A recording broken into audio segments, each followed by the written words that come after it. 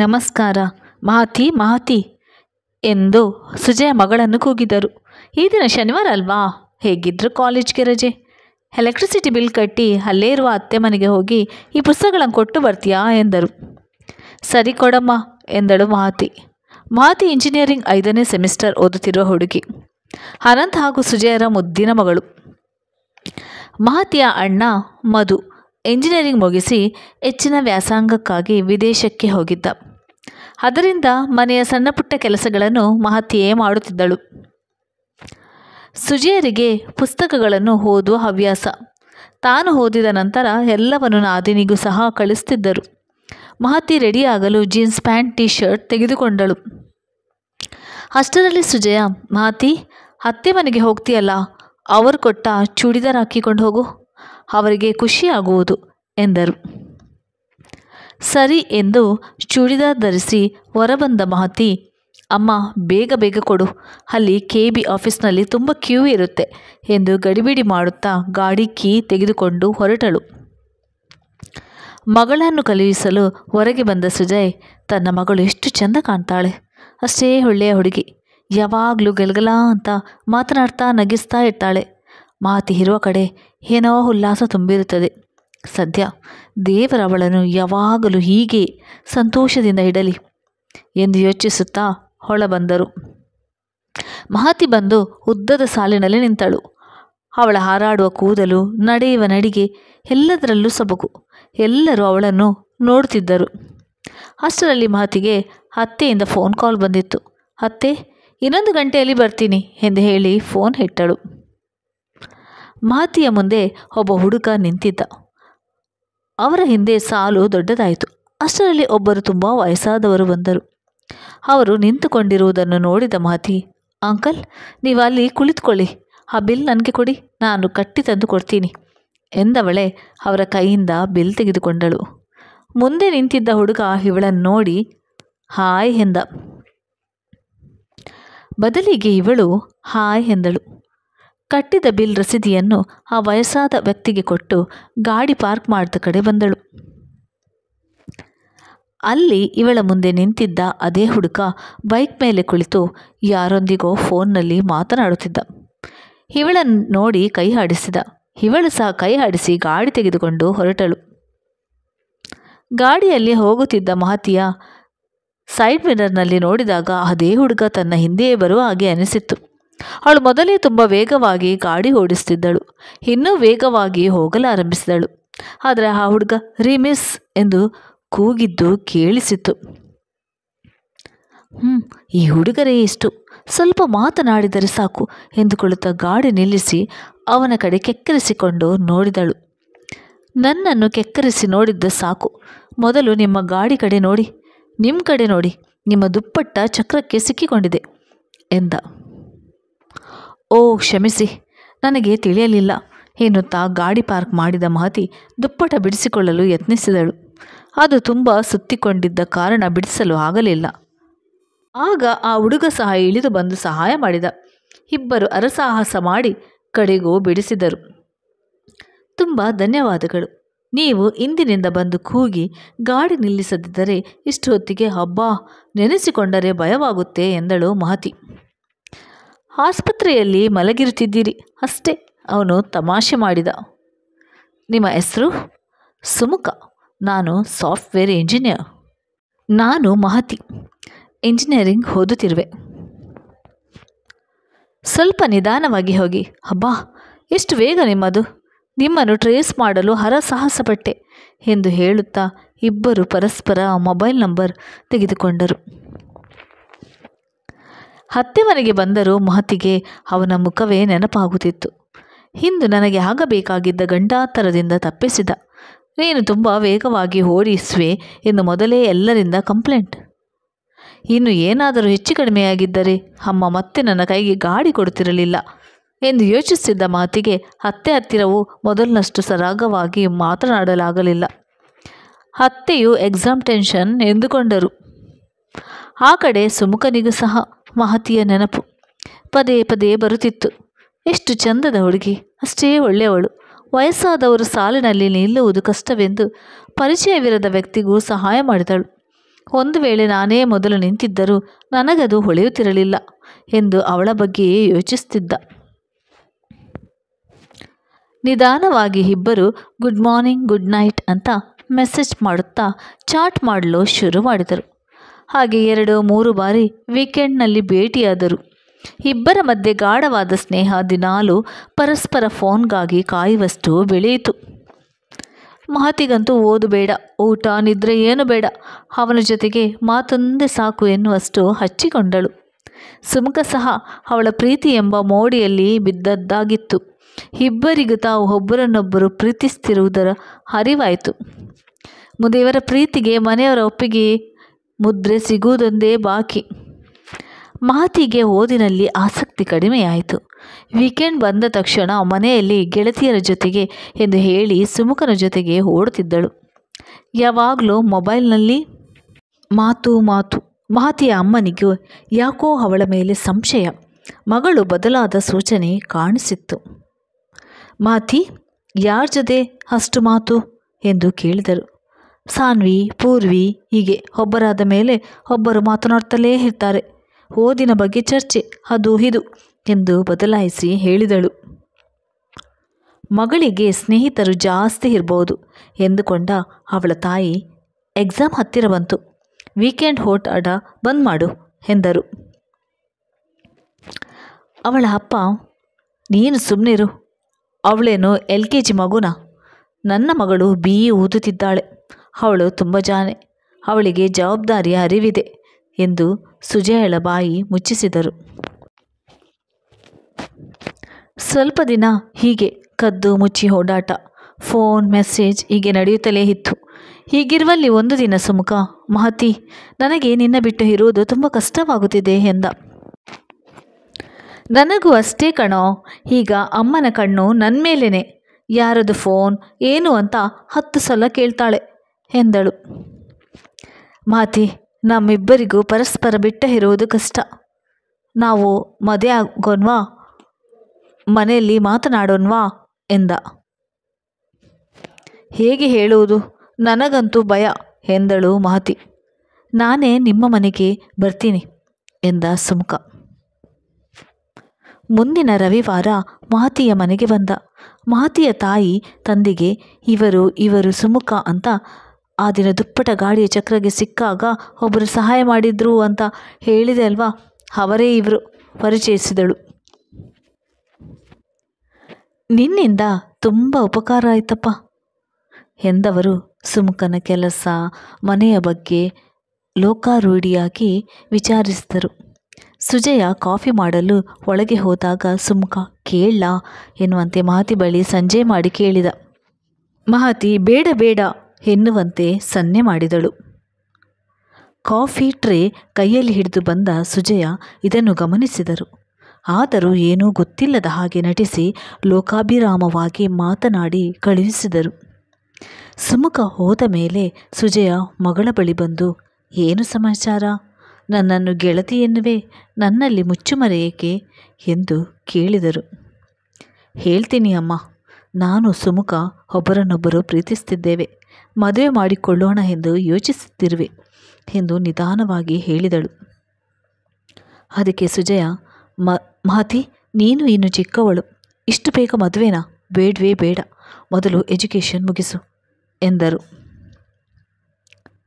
ಅಮ್ಮ, ಮದುವೆಯಾದ ಮೇಲೆ ಓದು ಮುಂದುವರಿಸುವೆ. ಸುಮುಖ ಸಹ ಹಾಗೇ ಹೇಳಿದ್ದಾನೆ, ಅವರು ಸಹ ನಮ್ಮದೇ ಜಾತಿ, ಈಗಾಗಲೇ ಅವರ ಮನೆಯಲ್ಲಿ ಮಾತನಾಡಿದ್ದಾನೆ ಎಂದಳು. ನನಗಂತೂ ಸ್ವಲ್ಪವೂ ಇಷ್ಟವಿಲ್ಲ, ನೀನು ಇದೇ ಹುಡುಗನನ್ನು ಮದುವೆ ಮಾಡಿಕೊ, ಆದರೆ ಮೊದಲು ನಿನ್ನದು ಡಿಗ್ರಿ ಮುಗಿಯಬೇಕು ಎಂದು ಹೇಳಿದರು. ಮಹತಿಯ ಅಣ್ಣ ಮಹೇಂದ್ರ ಸಹ ಇದನ್ನೇ ತಿಳಿ ಹೇಳಿದ. ಅದಕ್ಕೆ ಮಹತಿ ಅಪ್ಪನ ಮುದ್ದಿನ ಮಗಳಾದುದರಿಂದ ಅವರು ಮದುವೆ ಮಾಡಲು ಒಪ್ಪಿಕೊಂಡರು. ಸುಜಯ ಮಗಳಿಗೆ ಬಗೆ ಬಗೆಯಾಗಿ ತಿಳಿ ಹೇಳಿದರು. ಬೇಡ ಮಹತಿ, ಆತುರ ಪಡಬೇಡ, ಅವರು ನಮ್ಮದೇ ಜಾತಿಯಾದರೂ ಪಂಗಡ ಬೇರೆ, ಈಗ ಇರುವ ಹಾಗೆ ಅಲ್ಲಿ ಮದುವೆಯಾದ ಮೇಲೆ ಇರಲು ಸಾಧ್ಯವಿಲ್ಲ ಎಂದರು. ಇನ್ನು 2 ವರ್ಷ ಬಿಟ್ಟು ಮದುವೆಯಾದರೆ ಇಬ್ಬರಿಗೂ ಬುದ್ಧಿ ಬೆಳೆದಿರುತ್ತೆ, ಈಗ ಇಬ್ಬರಿಗೂ ಚಿಕ್ಕ ವಯಸ್ಸು ಎಂದು ಎಷ್ಟು ಹೇಳಿದರೂ ಇಬ್ಬರು ಕೇಳಲಿಲ್ಲ. ನಂತರ ಬೇರೆ ದಾರಿ ಕಾಣದೆ ಎರಡು ಮನೆಯವರು ಒಂದು ಒಳ್ಳೆಯ ದಿನ ನೋಡಿ ಮದುವೆ ಮಾಡಲು ನಿಶ್ಚಯ ಮಾಡಿದರು. ಮದುವೆ ನಿಶ್ಚಯವಾದ ಮೇಲೆ ಮದುವೆಯ ಓಡಾಟ ತಿರುಗಾಟದಲ್ಲಿ ಓದುವುದು ಕಡಿಮೆಯಾಯಿತು. ಅವಳ ಮನದಲ್ಲಿ ಸುಮುಖನನ್ನು ಬಿಟ್ಟು ಇನ್ನೇನು ಇರಲಿಲ್ಲ. ಮಹತಿಯ ಅಣ್ಣ ಸಹ ಮದುವೆಗಾಗಿ 1 ವಾರಗೋಸ್ಕರ ಬಂದಿದ್ದ. ಮಹತಿಯ ಅಪ್ಪನಿಗೆ ಈಗ ಮದುವೆ ಮಾಡುವುದು ಸ್ವಲ್ಪ ಕಷ್ಟವೇ ಆಗಿತ್ತು. ಹೇಗಿದ್ದರೂ ಮಹತಿಯ ಮದುವೆ ಇನ್ನು 4 ವರ್ಷ ಬಿಟ್ಟು ಅಂತ ನಿರಾಳವಾಗಿದ್ದರು. ಈಗ ತಾನೇ ಮಗನನ್ನು ವಿದೇಶಕ್ಕೆ ಓದಲು ಕಳುಹಿಸಿದ ಕಾರಣ ಹಣದ ಅಡಚಣೆಯಾಗಿತ್ತು. ಆದರೂ ಮಗಳ ಮದುವೆ ಹೇಗೆ ಮಾಡಬೇಕು ಅಂದುಕೊಂಡಿದ್ದರೂ ಅಷ್ಟೇ ಅದ್ಧೂರಿಯಾಗಿ ಮಾಡಿದರು. ಸ್ವಲ್ಪ ಸಾಲ ಮಾಡಿದರೂ ಯಾವುದಕ್ಕೂ ಕೊರತೆಯಾಗದಂತೆ ಮಾಡಿದರು. ಮದುವೆಯಾಗಿ ಗಂಡನ ಮನೆಗೆ ಬಂದ ಮಹತಿಗೆ ಸುಮುಖನ ಮನೆಯಲ್ಲಿ ಅವನ ಅಪ್ಪ, ಅಮ್ಮ, ಅಣ್ಣ, ಅತ್ತಿಗೆಯ ಜೊತೆ ಮಾತನಾಡುತ್ತಾ ಸಮಯ ಸರಿದದ್ದೇ ತಿಳಿಯಲಿಲ್ಲ. ಇಬ್ಬರು 15 ದಿನ ಹನಿಮೂನ್ಗಾಗಿ ಹೋಗುವುದೆಂದು ನಿಶ್ಚಯ ಮಾಡಿದ್ದರಿಂದ ಮೊದಲೇ ಟಿಕೆಟ್ ಹಾಗೂ ರೂಮ್ ಎಲ್ಲ ಬುಕ್ ಆಗಿತ್ತು. ಮದುವೆಗೆ ಬಂದ ಮಹತಿಯ ಅಣ್ಣ ವಾಪಸ್ USA ಹೋಗುವುದೆಂದು ಮಹತಿ ಅಣ್ಣನ ಜೊತೆಗೆ ಇರಲೆಂದು 1 ದಿನ ಮನೆಗೆ ಬಂದಳು. ಆಗಲೂ ಸಹ ಮಹತಿಗೆ ಗಂಡನ ಮನೆಯೇ ಸದ್ಯ ಮಹತಿ ಸುಖವಾಗಿದ್ದಾಳೆ ಎಂದು ಅವಳ ಮನೆಯವರೆಲ್ಲ ಖುಷಿಪಟ್ಟರು. ಮಹತಿ, ನೀನು ಈ ಖುಷಿಯಲ್ಲಿ ಓದುವುದನ್ನು ಮರೆಯಬೇಡ. ಹಠ ಮಾಡಿ ಮದುವೆಯಂತೂ ಆದೆ, ಇನ್ನು ಮಕ್ಕಳು ಮರಿ ಅಂತ ಓದು ನಿಲ್ಲಿಸಬೇಡ. ಎಂಜಿನಿಯರಿಂಗ್ ಕಂಪ್ಲೀಟ್ ಮಾಡಬೇಕು. ನಿಮ್ಮ ಅಪ್ಪ ಎಷ್ಟು ಆಸೆಪಟ್ಟು ನಿನ್ನನ್ನು ಸೇರಿಸಿದ್ದಾರೆ. ಎಜುಕೇಷನ್ ತುಂಬ ಮುಖ್ಯ. ಬೇಕಿದ್ದರೆ ಕೆಲಸಕ್ಕೆ ಹೋಗು ಅಥವಾ ಬಿಡು, ಆದರೆ ಎಜುಕೇಷನ್ ಕಂಪ್ಲೀಟ್ ಮಾಡಿರಬೇಕು ಎಂದ ಅಣ್ಣ. ಇಲ್ಲ ಅಣ್ಣ, ಓದು ನಿಲ್ಲಿಸಲ್ಲ, ಖಂಡಿತ ಮುಂದುವರಿಸುವೆ. ಮುಂದೆ ಓದು. ಅಮ್ಮನ ಮನೆಯಿಂದ ಕಾಲೇಜ್ಗೆ ಹೋಗುತ್ತಿದ್ದೆ, ಈಗ ನಮ್ಮ ಮನೆಯಿಂದ ಹೋಗ್ತೇನೆ, ಅಷ್ಟೇ ಬದಲಾವಣೆ ಎಂದು ಸುಮುಖ ಮೊದಲೇ ಹೇಳಿದ್ದಾನೆ ಎಂದಳು ಮಹತಿ. ಅಣ್ಣನನ್ನು ಕಳುಹಿಸಿದ ಮಹತಿ, ಅಮ್ಮ, ನಾವು ನಾಳೆ ರಾತ್ರಿ ಹನಿಮೂನ್ಗೆ ಹೋಗಲು ಬಟ್ಟೆ ಪ್ಯಾಕ್ ಮಾಡಬೇಕು. ನನ್ನ ಪುಸ್ತಕಗಳನ್ನು ಎತ್ತಿಟ್ಟುಕೊಳ್ಬೇಕು. ಹನಿಮೂನ್ ಮುಗಿಸಿ ಬಂದಮೇಲೆ ಸುಮುಖನ ರಜೆ ಮುಗಿಯುತ್ತದೆ. ಅವನು ಆಫೀಸ್ಗೆ ಹೋಗಬೇಕು. ನಾನು ಸಹ ಕಾಲೇಜ್ಗೆ ಹೋಗಬೇಕು. ಅಲ್ಲಿಂದ ಬಂದ ನಂತರ ನನ್ನ ಗಾಡಿಯನ್ನು ತೆಗೆದುಕೊಂಡು ಹೋಗುವೆ ಎಂದಳು.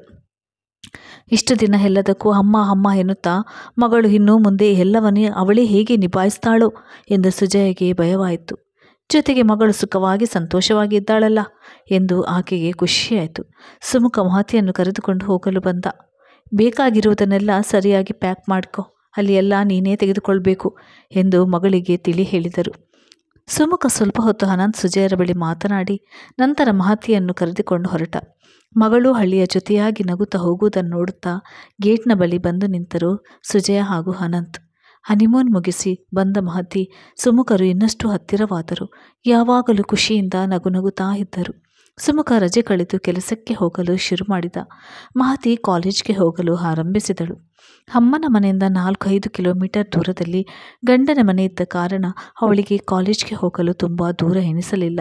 ಜೊತೆಗೆ 2 ವೀಲರ್ ಇದ್ದ ಕಾರಣ ಇನ್ನೂ ಸುಲಭವಾಗಿತ್ತು. ಕಾಲೇಜ್ ಹಾಗೂ ಗಂಡನ ಮನೆ ಮಧ್ಯೆ ಅಮ್ಮನ ಮನೆ ಇತ್ತು. 2 ದಿನಕ್ಕೊಮ್ಮೆಯಾದರೂ ಅಮ್ಮನನ್ನು ಮಾತನಾಡಿಸಿಕೊಂಡು ಹೋಗುತ್ತಿದ್ದಳು ಮಹತಿ. ಬೆಳಿಗ್ಗೆ ಕಾಲೇಜ್ಗೆ ಹೋಗ್ತಾಳೆ ಎಂದು ಅತ್ತೆಯ ಮನೆಯಲ್ಲಿ ಅವಳಿಗೆ ಏನೂ ಕೆಲಸ ಹೇಳುತ್ತಿರಲಿಲ್ಲ. ಸಂಜೆ ಕಾಲೇಜಿನಿಂದ ಬಂದು ಕಾಫಿ ಕುಡಿದು ಸುಮುಖ ಬರುವವರೆಗೂ ಏನಾದರೂ ಸಣ್ಣ ಪುಟ್ಟ ಕೆಲಸ ಮಾಡುತ್ತಾ ಅತ್ತೆ ಮಾವ ಹೊರಗಿತ್ತಿಯ ಜೊತೆ ಮಾತನಾಡುತ್ತಿದ್ದಳು. ಸುಮುಖ ಬಂದ ನಂತರ ಇಬ್ಬರು 1 ರೌಂಡ್ ಆಚೆ ಸುತ್ತಾಡಿ ಬರುತ್ತಿದ್ದರು. ನಂತರ ಊಟ ಮಾಡಿ 1-2 ಗಂಟೆ ಓದುವುದು ಬರೆಯುವುದು ಮಾಡುತ್ತಿದ್ದಳು. ಆ ಸಮಯದಲ್ಲಿ ಸುಮುಖ ಅಪ್ಪ ಅಮ್ಮ ಅಣ್ಣ ಅತ್ತಿಗೆ ಜೊತೆ ಟಿವಿ ನೋಡುತ್ತಾ ಮಾತನಾಡುತ್ತಾ ಸಮಯ ಕಳೆಯುತ್ತಿದ್ದ. ಪ್ರತಿ ವೀಕೆಂಡ್ನಂದು ಸುಮುಖ ಮಹತಿಯನ್ನು ಕರೆದುಕೊಂಡು ಅವಳ ತಾಯಿ ಮನೆಗೆ ಹೋಗುತ್ತಿದ್ದ. ಅಮ್ಮ ಅಪ್ಪ ಇಬ್ಬರು ಮದುವೆ ಮಾಡಿದ ಒಳ್ಳೆಯದಾಯಿತು ಎಂದುಕೊಂಡರು. ಮಹತಿ ಕಾಲೇಜು ನೃತ್ಯ ಅಭ್ಯಾಸ ಎಲ್ಲವನ್ನು ಮಿಸ್ ಮಾಡದೆ ಹೋಗುತ್ತಿರುವುದು ಕಂಡು ಅವರಿಗೆ ನಿರಾಳವಾಯಿತು. ಮಕ್ಕಳು ಖುಷಿಯಿಂದ ಇರುವುದನ್ನು ನೋಡಿ ತುಂಬ ಸಂತೋಷವಾಗಿದ್ದರು. ಹಾಗೆ ಇಬ್ಬರು ತುಂಬ ಸಮಯವಾಗಿ ಕಾಲ ಕಳೆಯುತ್ತಿರುವಾಗ ಈ ಜೀವನ ಎಷ್ಟು ಸುಂದರ ಎಂದು ಅನಿಸತೊಡಗಿತು. ಅತ್ತೆ ಮನೆಯಲ್ಲಿ ಸ್ವಲ್ಪ ಮಡಿ ಜಾಸ್ತಿ, ಸಂಪ್ರದಾಯ ಬೇರೆ ಥರವೇ ಇತ್ತು. ಸೊಸೆ ಹೊಸಬಳೆಂದು ಮಹತಿಗೆ ಏನೂ ಕೆಲಸ ಹೇಳದೆ ಅವಳು ಮಾಡುವೆನೆಂದರೂ ಬೇಡ, ಮುಂದೆ ಇದ್ದೇ ಇದೆ ಎಂದು ಉಪಚಾರ ಮಾಡುತ್ತಿದ್ದರು. ಹೀಗೆ 2 ತಿಂಗಳು ಕಳೆಯಿತು. ಒಟ್ಟಿನಲ್ಲಿ ಮಹತಿ ಹಾಗೂ ಸುಮುಖ ಪ್ರಪಂಚದಲ್ಲಿ ಇರುವ ಎಲ್ಲ ಸುಖ ಸಂತೋಷ ತಮ್ಮ ಬಳಿಯೇ ಇದೆ ಎನ್ನೋ ಹಾಗೆ ಸರಸವಾಗಿ ಕಾಲ ಕಳೆಯುತ್ತಾ ಸುಖವಾಗಿ ಇದ್ದರು. ಮದುವೆ ಆದ ಮೇಲೆ ಗಂಡು ಮಕ್ಕಳ ಥರ ಪ್ಯಾಂಟ್ ಶರ್ಟ್ ಹಾಕಬಾರ್ದು. ನಮ್ಮ ಕಾಲದಲ್ಲಿ ಸೀರೆ ಮಾತ್ರ ಉಡ್ತಿದ್ದೆವು. ಈಗ ಎಲ್ಲರೂ ಚೂಡಿದಾರ್ ಹಾಕ್ತಾರೆ, ಅದನ್ನು ಮಾತ್ರ ಹಾಕು ಎಂದು ನಿಧಾನಕ್ಕೆ ಮಹತಿಗೆ ಅವರ ಅತ್ತೆ ಹೇಳಿದರು. ಹೆಚ್ಚಾಗಿ ಜೀನ್ಸ್ ಮಿಡಿ ಹಾಕುತ್ತಿದ್ದರಿಂದ ಮಹತಿಗೆ ಇದು ಕಷ್ಟವಾಯಿತು. ಸುಮುಖನ ಬಳಿ ಹೇಳಿದಕ್ಕೆ ಅಮ್ಮ ಹೇಳಿದ ಹಾಗೆ ಕೇಳು ಎಂದ. ಸರಿ ಎಂದು ಹೇಳಿ ಚೂಡಿದಾರ್ ಮಾತ್ರ ಹಾಕಿಕೊಂಡು ಹೋಗಲು ಆರಂಭಿಸಿದಳು. ನಿಧಾನಕ್ಕೆ ಸುಮುಖನ ಅವಗುಣಗಳು ತಿಳಿಯಲು ಶುರುವಾಯಿತು. ಸುಮುಖನಿಗೆ ಕೋಪ ಜಾಸ್ತಿ. ಯಾವ ಸಾಮಾನು ಎಲ್ಲಿ ಇಡಬೇಕೋ ಅಲ್ಲೇ ಇಡಬೇಕಿತ್ತು. ಸ್ವಲ್ಪ ಆಚೀಚೆ ಆದರೂ ಕೂಗಾಡಿ ಬಿಡ್ತಿದ್ದ. ಮಹತಿ ಮನೆಯಲ್ಲಿ ಕೋಪ ಎನ್ನುವುದೇ ನೋಡಿರಲಿಲ್ಲ. ಅವಳ ಅಪ್ಪ ಸ್ವಲ್ಪವೂ ಕೂಗಾಡುತ್ತಿರಲಿಲ್ಲ. ಅಮ್ಮನೂ ಅಷ್ಟೇ. ಮಕ್ಕಳಿಗೆ ನಿಧಾನವಾಗಿ ತಿಳಿಸಿ ಹೇಳುತ್ತಿದ್ದರು. ಸುಮುಖನಿಗೆ ತಾನು ತನ್ನ ಮನೆ ಎಂದರೆ ಕೆಟ್ಟ ಅಭಿಮಾನ. ಹಾಗೆ ಅಪ್ಪ ಅಮ್ಮ ಹಿರಿಯರೆಂದರೆ ಗೌರವ ಜಾಸ್ತಿ. ಅಣ್ಣ ಅತ್ತಿಗೆ ಅಂದರೂ ಅಷ್ಟೇ ಗೌರವ ಅವನಿಗೆ. ಇದನ್ನು ಚೆನ್ನಾಗಿ ತಿಳಿತಿದ್ದ ಅವನ ಅತ್ತಿಗೆ ಚಂಚಲ ತನಗೆ ಅಣ್ಣ ಮತ್ತು ತಮ್ಮ ಯಾರೂ ಇಲ್ಲ, ಅದಕ್ಕೆ ಸುಮುಖನೆಂದರೆ ತನಗವನು ತಮ್ಮನ ಹಾಗೆ ಎಂದು ಅವನು ತನಗೆ ತುಂಬ ಅಚ್ಚುಮೆಚ್ಚು ಎನ್ನುವ ಹಾಗೆ ನಟಿಸುತ್ತಿದ್ದಳು. ಸುಮುಖನ ಹೆಂಡತಿಯ ಜೊತೆಗೆ ಸಂತೋಷದಿಂದ ಇರುವುದು ಅವಳಿಗೆ ಸಹಿಸಲಾಗುತ್ತಿರಲಿಲ್ಲ. ಮದುವೆಯಾಗಿ 4 ವರ್ಷಗಳಾದರೂ ತನಗೆ ಮಕ್ಕಳಾಗಿಲ್ಲ. ಮಹತಿಗೆ ಮಗುವಾದರೆ ಮನೆಯಲ್ಲಿ ಮೊದಲೇ ಅವಳೆಲ್ಲರಿಗೂ ಇಷ್ಟ. ಇನ್ನು ತನ್ನನ್ನು ಯಾರೂ ಕೇಳುವವರು ಇರುವುದಿಲ್ಲ ಎಂದು ಯೋಚಿಸಿದಳು ಚಂಚಲ. ನಿಧಾನಕ್ಕೆ ಮನೆಯಲ್ಲಿ ಇವರೆಲ್ಲರೂ ಮಾತನಾಡುತ್ತಿರುವಾಗ ಮಹತಿ ರೂಮಿನಲ್ಲಿ ಓದುತ್ತಿರುವ ಸಮಯ ನೋಡಿಕೊಂಡು, ಸುಮುಖ ಪಾಪ ಕಣೋ ನೀನು, ಮದುವೆಯಾಗಿ 2 ತಿಂಗಳಾದರೂ ನೀನಿನ್ನೂ ಮಧ್ಯಾಹ್ನ ಕ್ಯಾಂಟೀನ್ನಲ್ಲೇ ತಿಂತಿ ಎಂದಳು ಚಂಚಲ. ಏನು ಮಾಡುವುದು, ಅಡುಗೆ ಆಂಟಿ ಬೇಗ ಬರುವುದಿಲ್ಲ, ಬೆಳಿಗ್ಗೆ ಬೇಗ ಕ್ಯಾಬ್ ಬರುತ್ತದೆ ಎಂದು ಸುಮುಖ. ನನಗೂ ಹೇಳಿ ಹೇಳಿ ಸಾಕಾಯಿತು, ಅವರು ಬೇಗ ಬರೋಲ್ಲ, ಬೇರೆ ಯಾರಿಗಾದರೂ ಹೇಳೋಣವೆಂದರೆ ಈ ಅಡಿಗೆಯರು ನಮ್ಮ ಮಡಿಗೆ ಹೋಗಿದ್ದಾರೆ ಎಂದರು ಸುಮುಖನ ತಾಯಿ. ಅದಕ್ಕೆ ಚಂಚಲ, ಅಲ್ಲ ಅಮ್ಮ, ನಮ್ಮ ಮನೇಲಿ ಏನು ಅಂತ ಕೆಲಸವಿರುತ್ತೆ. ಮಹತಿ ಸ್ವಲ್ಪ ಬೇಗ ಎದ್ದು ಸುಮುಖನಿಗೆ ಡಬ್ಬಿ ಕಟ್ಟಿಗಡಲು ಹೇಳಿ. ನಿಮ್ಮ ದೊಡ್ಡ ಮಗ ಬೇಗ ಹೋಗುವಾಗ ನಾನು ಬೇಗ ಎದ್ದು ಕೊಡ್ತಿರ್ಲಿಲ್ವಾ ಎಂದಳು. ಅಲ್ಲೇ ಇದ್ದ ಸುಮಂತ್, ನೀನು ಯಾವಾಗ ನನಗೆ ಮಾಡಿಕೊಟ್ಟಿದ್ಯಾ ಎಂದ. ಆಹಾ, ನಿಮಗೆಲ್ಲಿ ನೆನಪಿರುತ್ತದೆ, ಮದುವೆಯಾದ ಹೊಸದರಲ್ಲಿ ಮಾಡಿಕೊಡ್ತಿರ್ಲಿಲ್ವಾ? ನೋಡಿ ಅಮ್ಮ, ನಿಮ್ಮ ಮಗ ಎಲ್ಲವನ್ನು ಹೇಗೆ ಮರೆತು ಬಿಟ್ಟಿದ್ದಾರೆ ಎಂದಳು ಚಂಚಲ. ಯಾರಿಗೂ ಅವಳು ಮಾಡಿದ್ದು ನೆನಪಿರಲಿಲ್ಲ. 4 ವರ್ಷವಾಯ್ತಲ್ಲ, ಇರಬಹುದು ಎಂದುಕೊಂಡು ಸುಮ್ಮನಾದರು. ಸುಮುಖನ ನೋಡಿ ಹೋಟೆಲ್ನಲ್ಲಿ ತಿಂದು ತಿಂದು ಹೇಗಾಗಿದ್ದಾನೆ ಎಂದಳು ಚಂಚಲ. ಮಹತಿ ಕಾಲೇಜ್ಗೆ ಹೋಗಬೇಕು, ಅದರಲ್ಲೂ ಅವಳೇನು ಚಿಕ್ಕವಳು, ಅವಳ ಬಳಿ ಹೇಗೆ ಮಾಡಿಸುವುದು ಎಂದ ಸುಮುಖ. ನಮ್ಮ ಮನೆಯ ಪಕ್ಕದ ಮನೆಯ ಸೊಸೆ ಮಹತಿಗಿಂತ ಚಿಕ್ಕವಳು, ಮನೆಯ ಎಲ್ಲರಿಗೂ ಅವಳೇ ಅಡುಗೆ ಮಾಡುವವಳು. ನೀನು ಪ್ರೀತಿಯಿಂದ ಹೇಳು, ಮಹತಿ ಒಳ್ಳೆ ಹುಡುಗಿ, ಮಾಡಿಕೊಡ್ತಾಳೆ, ನಿನಗೂ ಹೆಂಡತಿ, ಮಾಡಿಕೊಟ್ಟರೆ ಚೆನ್ನಾಗಿರುತ್ತದೆ ಎಂದು ಅತ್ತಿಗೆ ಹೇಳಿದಾಗ ಅವನಿಗೂ ಸರಿ ಎನಿಸಿತು.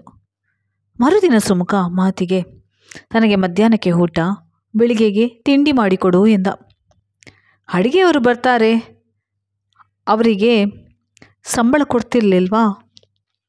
ಅವರಿಗೆ ಬೇಗ ಬರಲು ಹೇಳಿ, ನನಗಾಗೋಲ್ಲ, ನಾನು ರಾತ್ರಿ ಓದುತ್ತಿರ್ತೇನೆ, ಬೆಳಿಗ್ಗೆ ರೆಡಿಯಾಗಿ ಹೊರಡಬೇಕು ಎಂದು ಮಹತಿ ಕೋಪದಿಂದ ಹೇಳಿದಾಗ ಸುಮುಖನಿಗೂ ಕೋಪ ಬಂದಿತ್ತು. ಆಗ ಅವನು, ನೀನು ನನ್ನ ಹೆಂಡತಿ, ನಿನ್ನನ್ನು ಕಟ್ಟಿಕೊಂಡ ತಪ್ಪಿಗೆ ನಾನು ಉಪವಾಸ ಇರಬೇಕಾ ಎಂದೆಲ್ಲ ಕೂಗಾಡಿದ. ಮಹತಿ ಅಳುತ್ತಾ ಅಮ್ಮನಿಗೆ ಫೋನ್ ಮಾಡಿ ವಿಷಯ ಹೇಳಿದಳು. ಮದುವೆಯಾದ ಮೇಲೆ ಇದು ಸಹಜವಮ್ಮ, ನೀನು ಬೇಗ ಎದ್ದು ಏನಾದರೂ ರೈಸ್ ಬಾತ್ ಮಾಡಿಕೊಡು, ನಿಮ್ಮ ಅತ್ತೆಯನ್ನು ಕೇಳಿ ಮಾಡು ಎಂದು ಹೇಳಿದರು ಸುಜಯ. ಅದಕ್ಕೆ ಒಪ್ಪಿದ ಮಹತಿ ಬೆಳಿಗ್ಗೆ ಬೇಗ ಎದ್ದು ಅತ್ತೆಯ ಜೊತೆ ಸೇರಿ ಡಬ್ಬಿಗೆ ಊಟ ಕಟ್ಟಿಕೊಡಲು ಶುರು ಮಾಡಿದಳು. ಇದನ್ನು ಕಂಡು ಚಂಚಲಳಿಗೆ ಸಹಿಸಲಾಗಲಿಲ್ಲ. ಅವಳು ಅತ್ತೆಗೆ ಚಾಡಿ ಹೇಳಿದಳು, ಅಮ್ಮ, ನೀವು ಮಹತಿ ಹತ್ತಿರ ಮನೆ ವಿಷಯ ಏನೂ ಮಾತನಾಡಬೇಡಿ, ಅವಳು ಎಲ್ಲವನ್ನೂ ಅವರ ಅಮ್ಮನಿಗೆ ಹೇಳ್ತಾಳೆ. ಮೊನ್ನೆ ಏನೋ ಹೇಳಿ ಅಳ್ತಿದ್ಲು.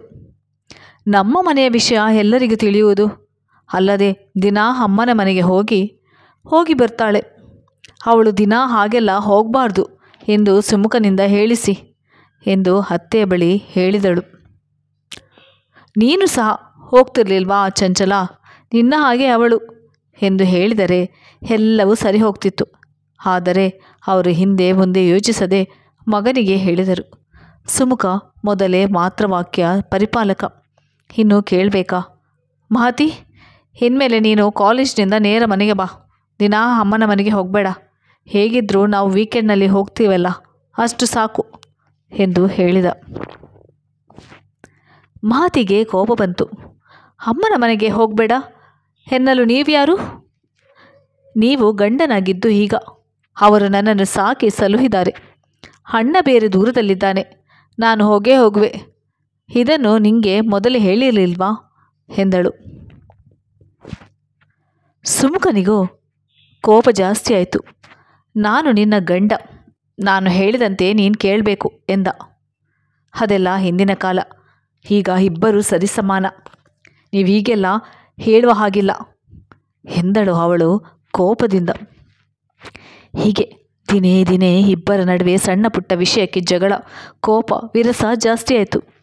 ಕಿಚ್ಚು ಹಚ್ಚಿದವಳು ಏನೋ ತಿಳಿಯದವಳಂತೆ ಇಬ್ಬರ ಜೊತೆಗೂ ಒಳ್ಳೆಯವಳ ಥರ ನಟಿಸುತ್ತಾ ಮನದಲ್ಲಿ ಖುಷಿಯಿಂದ ಇದ್ದಳು. ಮಾತಿಗೆ ದಿನಾ ಒಂದಲ್ಲ ಒಂದು ಕಿರಿಕಿರಿ ಮನೆಯಲ್ಲಿ. ಸಣ್ಣ ಪುಟ್ಟದಕ್ಕೂ ನಮ್ಮ ಮನೆಯ ಪದ್ಧತಿ ಹೀಗೆ ಇರಬೇಕು, ಹಾಗೆ ಇರಬೇಕು ಎಂದು ಅತ್ತೆ ಹೇಳುತ್ತಿದ್ದರು. ನೈಟ್ ಡ್ರೆಸ್, ನೈಟಿ ಯಾವುದು ಹಾಕುವ ಹಾಗಿಲ್ಲ. ಮತ್ತೆ ಮತ್ತೆ ಅದೇ ಹೇಳ್ತಿದ್ರು. ಚೂಡಿದಾರ, ಸೀರೆ ಬಿಟ್ಟು ಇನ್ನೇನು ಧರಿಸುವ ಹಾಗಿರಲಿಲ್ಲ. ಮಹತಿ ಹೆಚ್ಚಾಗಿ ಪ್ಯಾಂಟ್ ಹಾಕ್ತಿದ್ಲು. ಆದರೆ ಅತ್ತೆ ಮನೆಯಲ್ಲಿ ಹಾಕುವ ಹಾಗಿರಲಿಲ್ಲ. ಅವಳಿಗೆ ಸೀರೆ ಉಡಲು ಬರ್ತಿರಲಿಲ್ಲ. ಅದು ಕಷ್ಟದ ಕೆಲಸವಾಗಿತ್ತು. ಆದರೆ ಕುಟುಂಬದಲ್ಲಿ ಸಂಬಂಧಿಕರ ಮಧ್ಯೆ ನಡೆಯುತ್ತಿದ್ದ ಸಣ್ಣ ಪುಟ್ಟ ಪೂಜೆ ಕುಂಕುಮಕ್ಕೆ ಕರೆದಾಗ ಸೀರೆ ಉಟ್ಟು ಹೋಗಬೇಕಾಗಿತ್ತು. ಚಂಚಳ ಎಷ್ಟೇ ಕಡೆ ಕೆಲಸದ ನೆಪ ಒಡ್ಡಿ ಹೋಗ್ತಲೇ ಇರಲಿಲ್ಲ. ಮಾತಿಗಾದರೆ ಹೋಗಲೇಬೇಕೆಂಬ ಬಲವಂತ. ಏಕಾದರೂ ಮದುವೆ ಮಾಡಿಕೊಂಡೇ ಅನಿಸ್ತಿತ್ತು ಮಹತಿಗೆ. ಅಮ್ಮ ಹೇಳಿದ್ದು ನಿಜ, ಆತುರ ಪಟ್ಟೆ ಎಂದು ಮನದಲ್ಲೇ ಅಳುತ್ತಿದ್ದಳು. ಸುಮುಖನಿಗಂತೂ ಮೂಗಿನ ತುದಿಯಲ್ಲಿ ಕೋಪ. ಯಾವ ಸಾಮಾನು ಎಲ್ಲಿರಬೇಕೋ ಅಲ್ಲೇ ಇರಬೇಕಾಗಿತ್ತು. ಸ್ವಲ್ಪ ವ್ಯತ್ಯಾಸವಾದರೂ ದೊಡ್ಡ ಜಗಳವಾಡುತ್ತಿದ್ದ. ಅದಕ್ಕೆ ಅತ್ತಿಗೆ ಬೇರೆ ಹೇಳಿಕೊಡುತ್ತಿದ್ದಳು. ಸುಮುಖ, ನೀನು ಈಗಲೇ ಮಹತಿಯನ್ನು ಕಂಟ್ರೋಲ್ಗೆ ತೆಗೆದುಕೊಳ್ಬೇಕು. ನೋಡು, ನೀವು ಜಗಳವಾಡುವಾಗ ಅವಳ ಧ್ವನಿಯೇ ಜೋರಾಗಿ ಕೇಳುತ್ತದೆ. ನೀನು ಜೋರಾಗಬೇಕು. ನಿಮ್ಮ ಅಣ್ಣನಿಗೆ ನಾನು ಎಷ್ಟು ಹೆದರ್ತೀನಿ ಗೊತ್ತಾ ಎಂದು ಸುಮುಖ ಹೆಂಡತಿಗೆ ಬೈಯುವಂತೆ ಅವನ ತಲೆ ತುಂಬಿಸುತ್ತಿದ್ದಳು. 2 ದಿನ ಕೆಲಸದವರು ಬರದೇ ಇದ್ದಾಗ ಮಹತಿಗೆ ಮನೆ ಸ್ವಚ್ಛ ಮಾಡಲು ಹೇಳಿದರು. ಅವಳು ತನಗೆ ಬರುವುದಿಲ್ಲವೆಂದಳು. ಚಂಚಲ ಯಾರೂ ಇಲ್ಲದ ಸಮಯ ನೋಡಿ ಸುಮುಖನ ಬಳಿ ಮಹತಿಯ ಅಮ್ಮನ ಹತ್ತಿರ ಮಾತನಾಡು ಎಂದು ಹೇಳಿಕೊಟ್ಟಳು. ಅವನು ಹಾಗೇ ಮಾಡಿದ. ಅತ್ತೆ ಸುಜಯಗೆ ಫೋನ್ ಮಾಡಿ, ನಿಮ್ಮ ಮಗಳಿಗೆ ಏನು ಕಲಿಸಿದ್ದೀರಾ? ಗುಡಿಸಲು, ಮನೆ ಒರೆಸಲು ಬರುವುದಿಲ್ಲ ಎಂದೆಲ್ಲ ಹೇಳಿದ. ಅವಳು ತುಂಬ ಚಿಕ್ಕವಳು, ನಿಧಾನಕ್ಕೆ ಕಲಿಯುತ್ತಾಳೆ ಎಂದು ಹೇಳಿದರು ಸುಜಯ. ನೀವು ಒದ್ದು ಬುದ್ಧಿ ಕಲಿಸಬೇಕಾಗಿತ್ತು. ನಮ್ಮ ಮನೆಗಳಲ್ಲಿ ಹೆಣ್ಣು ಮಕ್ಕಳಿಗೆ ಹಾಗೇ ಕಲಿಸಿದ್ದೇವೆ ಎಂದ ಕಟುವಾಗಿ. ಯಾಕೋ ಪರಿಸ್ಥಿತಿ ವಿಕೋಪಕ್ಕೆ ಹೋಗುತ್ತಿದೆ ಎನ್ನಿಸಿ ಸುಜಯ ಮತ್ತು ಅನಂತ್ ಮಗಳ ಮನೆಗೆ ಹೋಗಿ ಮಾತನಾಡಬೇಕೆಂದು ನಿಶ್ಚಯಿಸಿದರು. ಮಹತಿಯ ಅಪ್ಪನಿಗೆ ತುಂಬ ಕೋಪ ಬಂದಿತ್ತು. ಆದರೂ ಸಹಿಸಿಕೊಂಡು ಮಗಳ ಮನೆಗೆ ಹೋಗಿ ಸುಮುಖನ ಅಪ್ಪ ಅಮ್ಮನ ಬಳಿ ಮಾತನಾಡಿದರು. ಅದಕ್ಕೆ ಅವರು, ನಮ್ಮ ಮಗನಿಗೂ ಹೇಳ್ತೀವಿ, ನೀವು ಮಹತಿಗೂ ಹೇಳಿ. ಇಬ್ಬರು ಕೋಪ ಮಾಡಿಕೊಂಡು ಕೂಗಾಡಿದರೆ ಹೇಗೆ? ನೋಡಿದವರು ನಗ್ತಾರೆ ಎಂದು ಹೇಳಿ ಇಬ್ಬರನ್ನು ಕೂರಿಸಿಕೊಂಡು 4 ಮಂದಿ ಬುದ್ಧಿ ಹೇಳಿದರು. ಸಂಸಾರವೆಂದರೆ ಹೀಗೆ, ಎಲ್ಲ ಸರಿ ಇರುವುದಿಲ್ಲ. ಒಬ್ಬರಿಗೊಬ್ಬರು ಹೊಂದಿಕೊಂಡು ಸಮರಸದಿಂದ ಜೀವನ ಮಾಡಬೇಕು. ಇಬ್ಬರು ಕೋಪ ಕಡಿಮೆ ಮಾಡಿಕೊಳ್ಳರೆಂದು ಬುದ್ಧಿವಾದ ಹೇಳಿದರು. ಸುಮುಖನ ಅಪ್ಪ ಯಾರೂ ಇಲ್ಲದಿರುವಾಗ ಅವನ ಬಳಿ ಬಂದು, ಮಹತಿ ಇನ್ನು ಚಿಕ್ಕವಳು, ಮನೆಯವರನ್ನು ಬಿಟ್ಟು ನಿನ್ನ ನಂಬಿ ಬಂದಿದ್ದಾಳೆ. ಅವಳನ್ನು ಚೆನ್ನಾಗಿ ನೋಡಿಕೊ. ನಿಧಾನವಾಗಿ ತಿಳಿಸಿ ಹೇಳು. ನೀನು ಈ ವಿಚಾರದಲ್ಲಿ ಯಾರ ಮಾತನ್ನು ಕೇಳಬೇಡ. ಅವಳು ನಿನ್ನ ಹೆಂಡತಿ, ಅವಳ ಜವಾಬ್ದಾರಿ ನಿನ್ನದು ಎಂದು ಸೂಕ್ಷ್ಮವಾಗಿ ತಿಳಿ ಹೇಳಿದರು. ಅಂತೂ ಮುಂದೆ ಕೆಲವು ದಿನ ಯಾವ ವಿರಸವಿಲ್ಲದೆ ಇಬ್ಬರು ಸಹನೆಯಿಂದ ಇದ್ದರು. ಮಹತಿ ಸಹ ಮತ್ತೆ ಡ್ಯಾನ್ಸ್ ಕ್ಲಾಸ್ಗೆ ಸೇರಿಕೊಂಡಳು. ಕಾಲೇಜ್, ಡ್ಯಾನ್ಸ್ ಕ್ಲಾಸ್ ಎಂದು ಸಮಯ ಸುಮುಖವಾಗಿ ಸರಿಯುತ್ತಿತ್ತು. ಮಹತಿ ಸುಮುಖ ಸಣ್ಣ ಪುಟ್ಟದಕ್ಕೆ ಕಿತ್ತಾಡುವುದು ಕಡಿಮೆಯಾಗಿತ್ತು. ಒಂದು ದಿನ ಮಹತಿಯನ್ನು ಅವಳ ಅಮ್ಮನ ಮನೆಗೆ ಕರೆದುಕೊಂಡು ಹೋದ. ಅತ್ತೆ ಮಾವ ಪ್ರೀತಿಯಿಂದ ಮಾತನಾಡಿಸಿ ಹೀಗೆ ಇಬ್ಬರು ನಗುತ್ತಿದ್ದರೆ ಎಷ್ಟು ಚೆಂದ ಎಂದು ಹೇಳಿದರು. ಮಹತಿಗೆ ನಿತ್ಯ ಶಾಲೆಯಲ್ಲಿ ವಾರ್ಷಿಕೋತ್ಸವದೆಂದು ದಿನಾ ಕ್ಲಾಸ್ ಮುಗಿಸಿ ಮನೆಗೆ ಬರುವುದು ತುಂಬ ತಡವಾಗುತ್ತಿತ್ತು. ಗಂಡ ಮತ್ತು ಅತ್ತೆಗೆ ಮೊದಲೇ ಹೇಳಿದ್ದಳು. ಅವರು ಮೊದಲು ಸರಿ ಎಂದರು.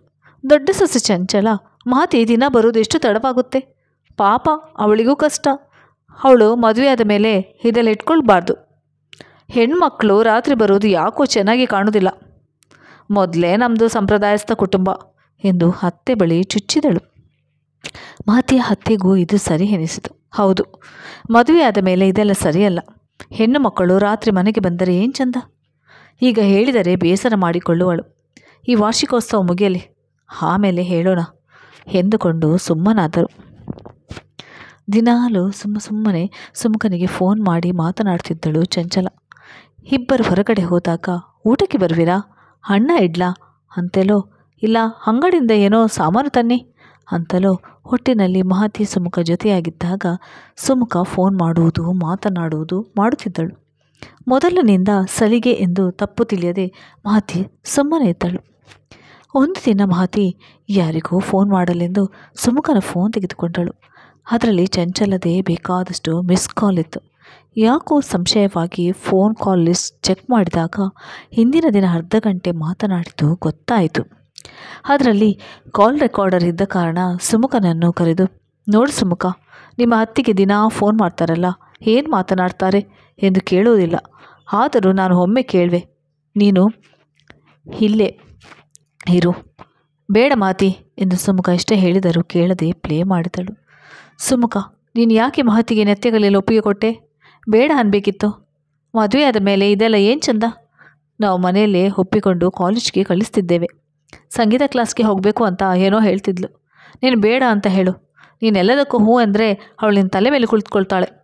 ನನ್ನನ್ನು ನೋಡು, ನನಗೆ ಇಷ್ಟವಿರುವುದನ್ನು ನಿಮ್ಮ ಅಣ್ಣ ಬೇಡ ಅಂದರೆ ನಾನು ಮಾಡೋದಿಲ್ಲ. ನನ್ನ ಹವ್ಯಾಸಕ್ಕಿಂತ ನಮ್ಮ ಮನೆ ಗೌರವ ಮುಖ್ಯ.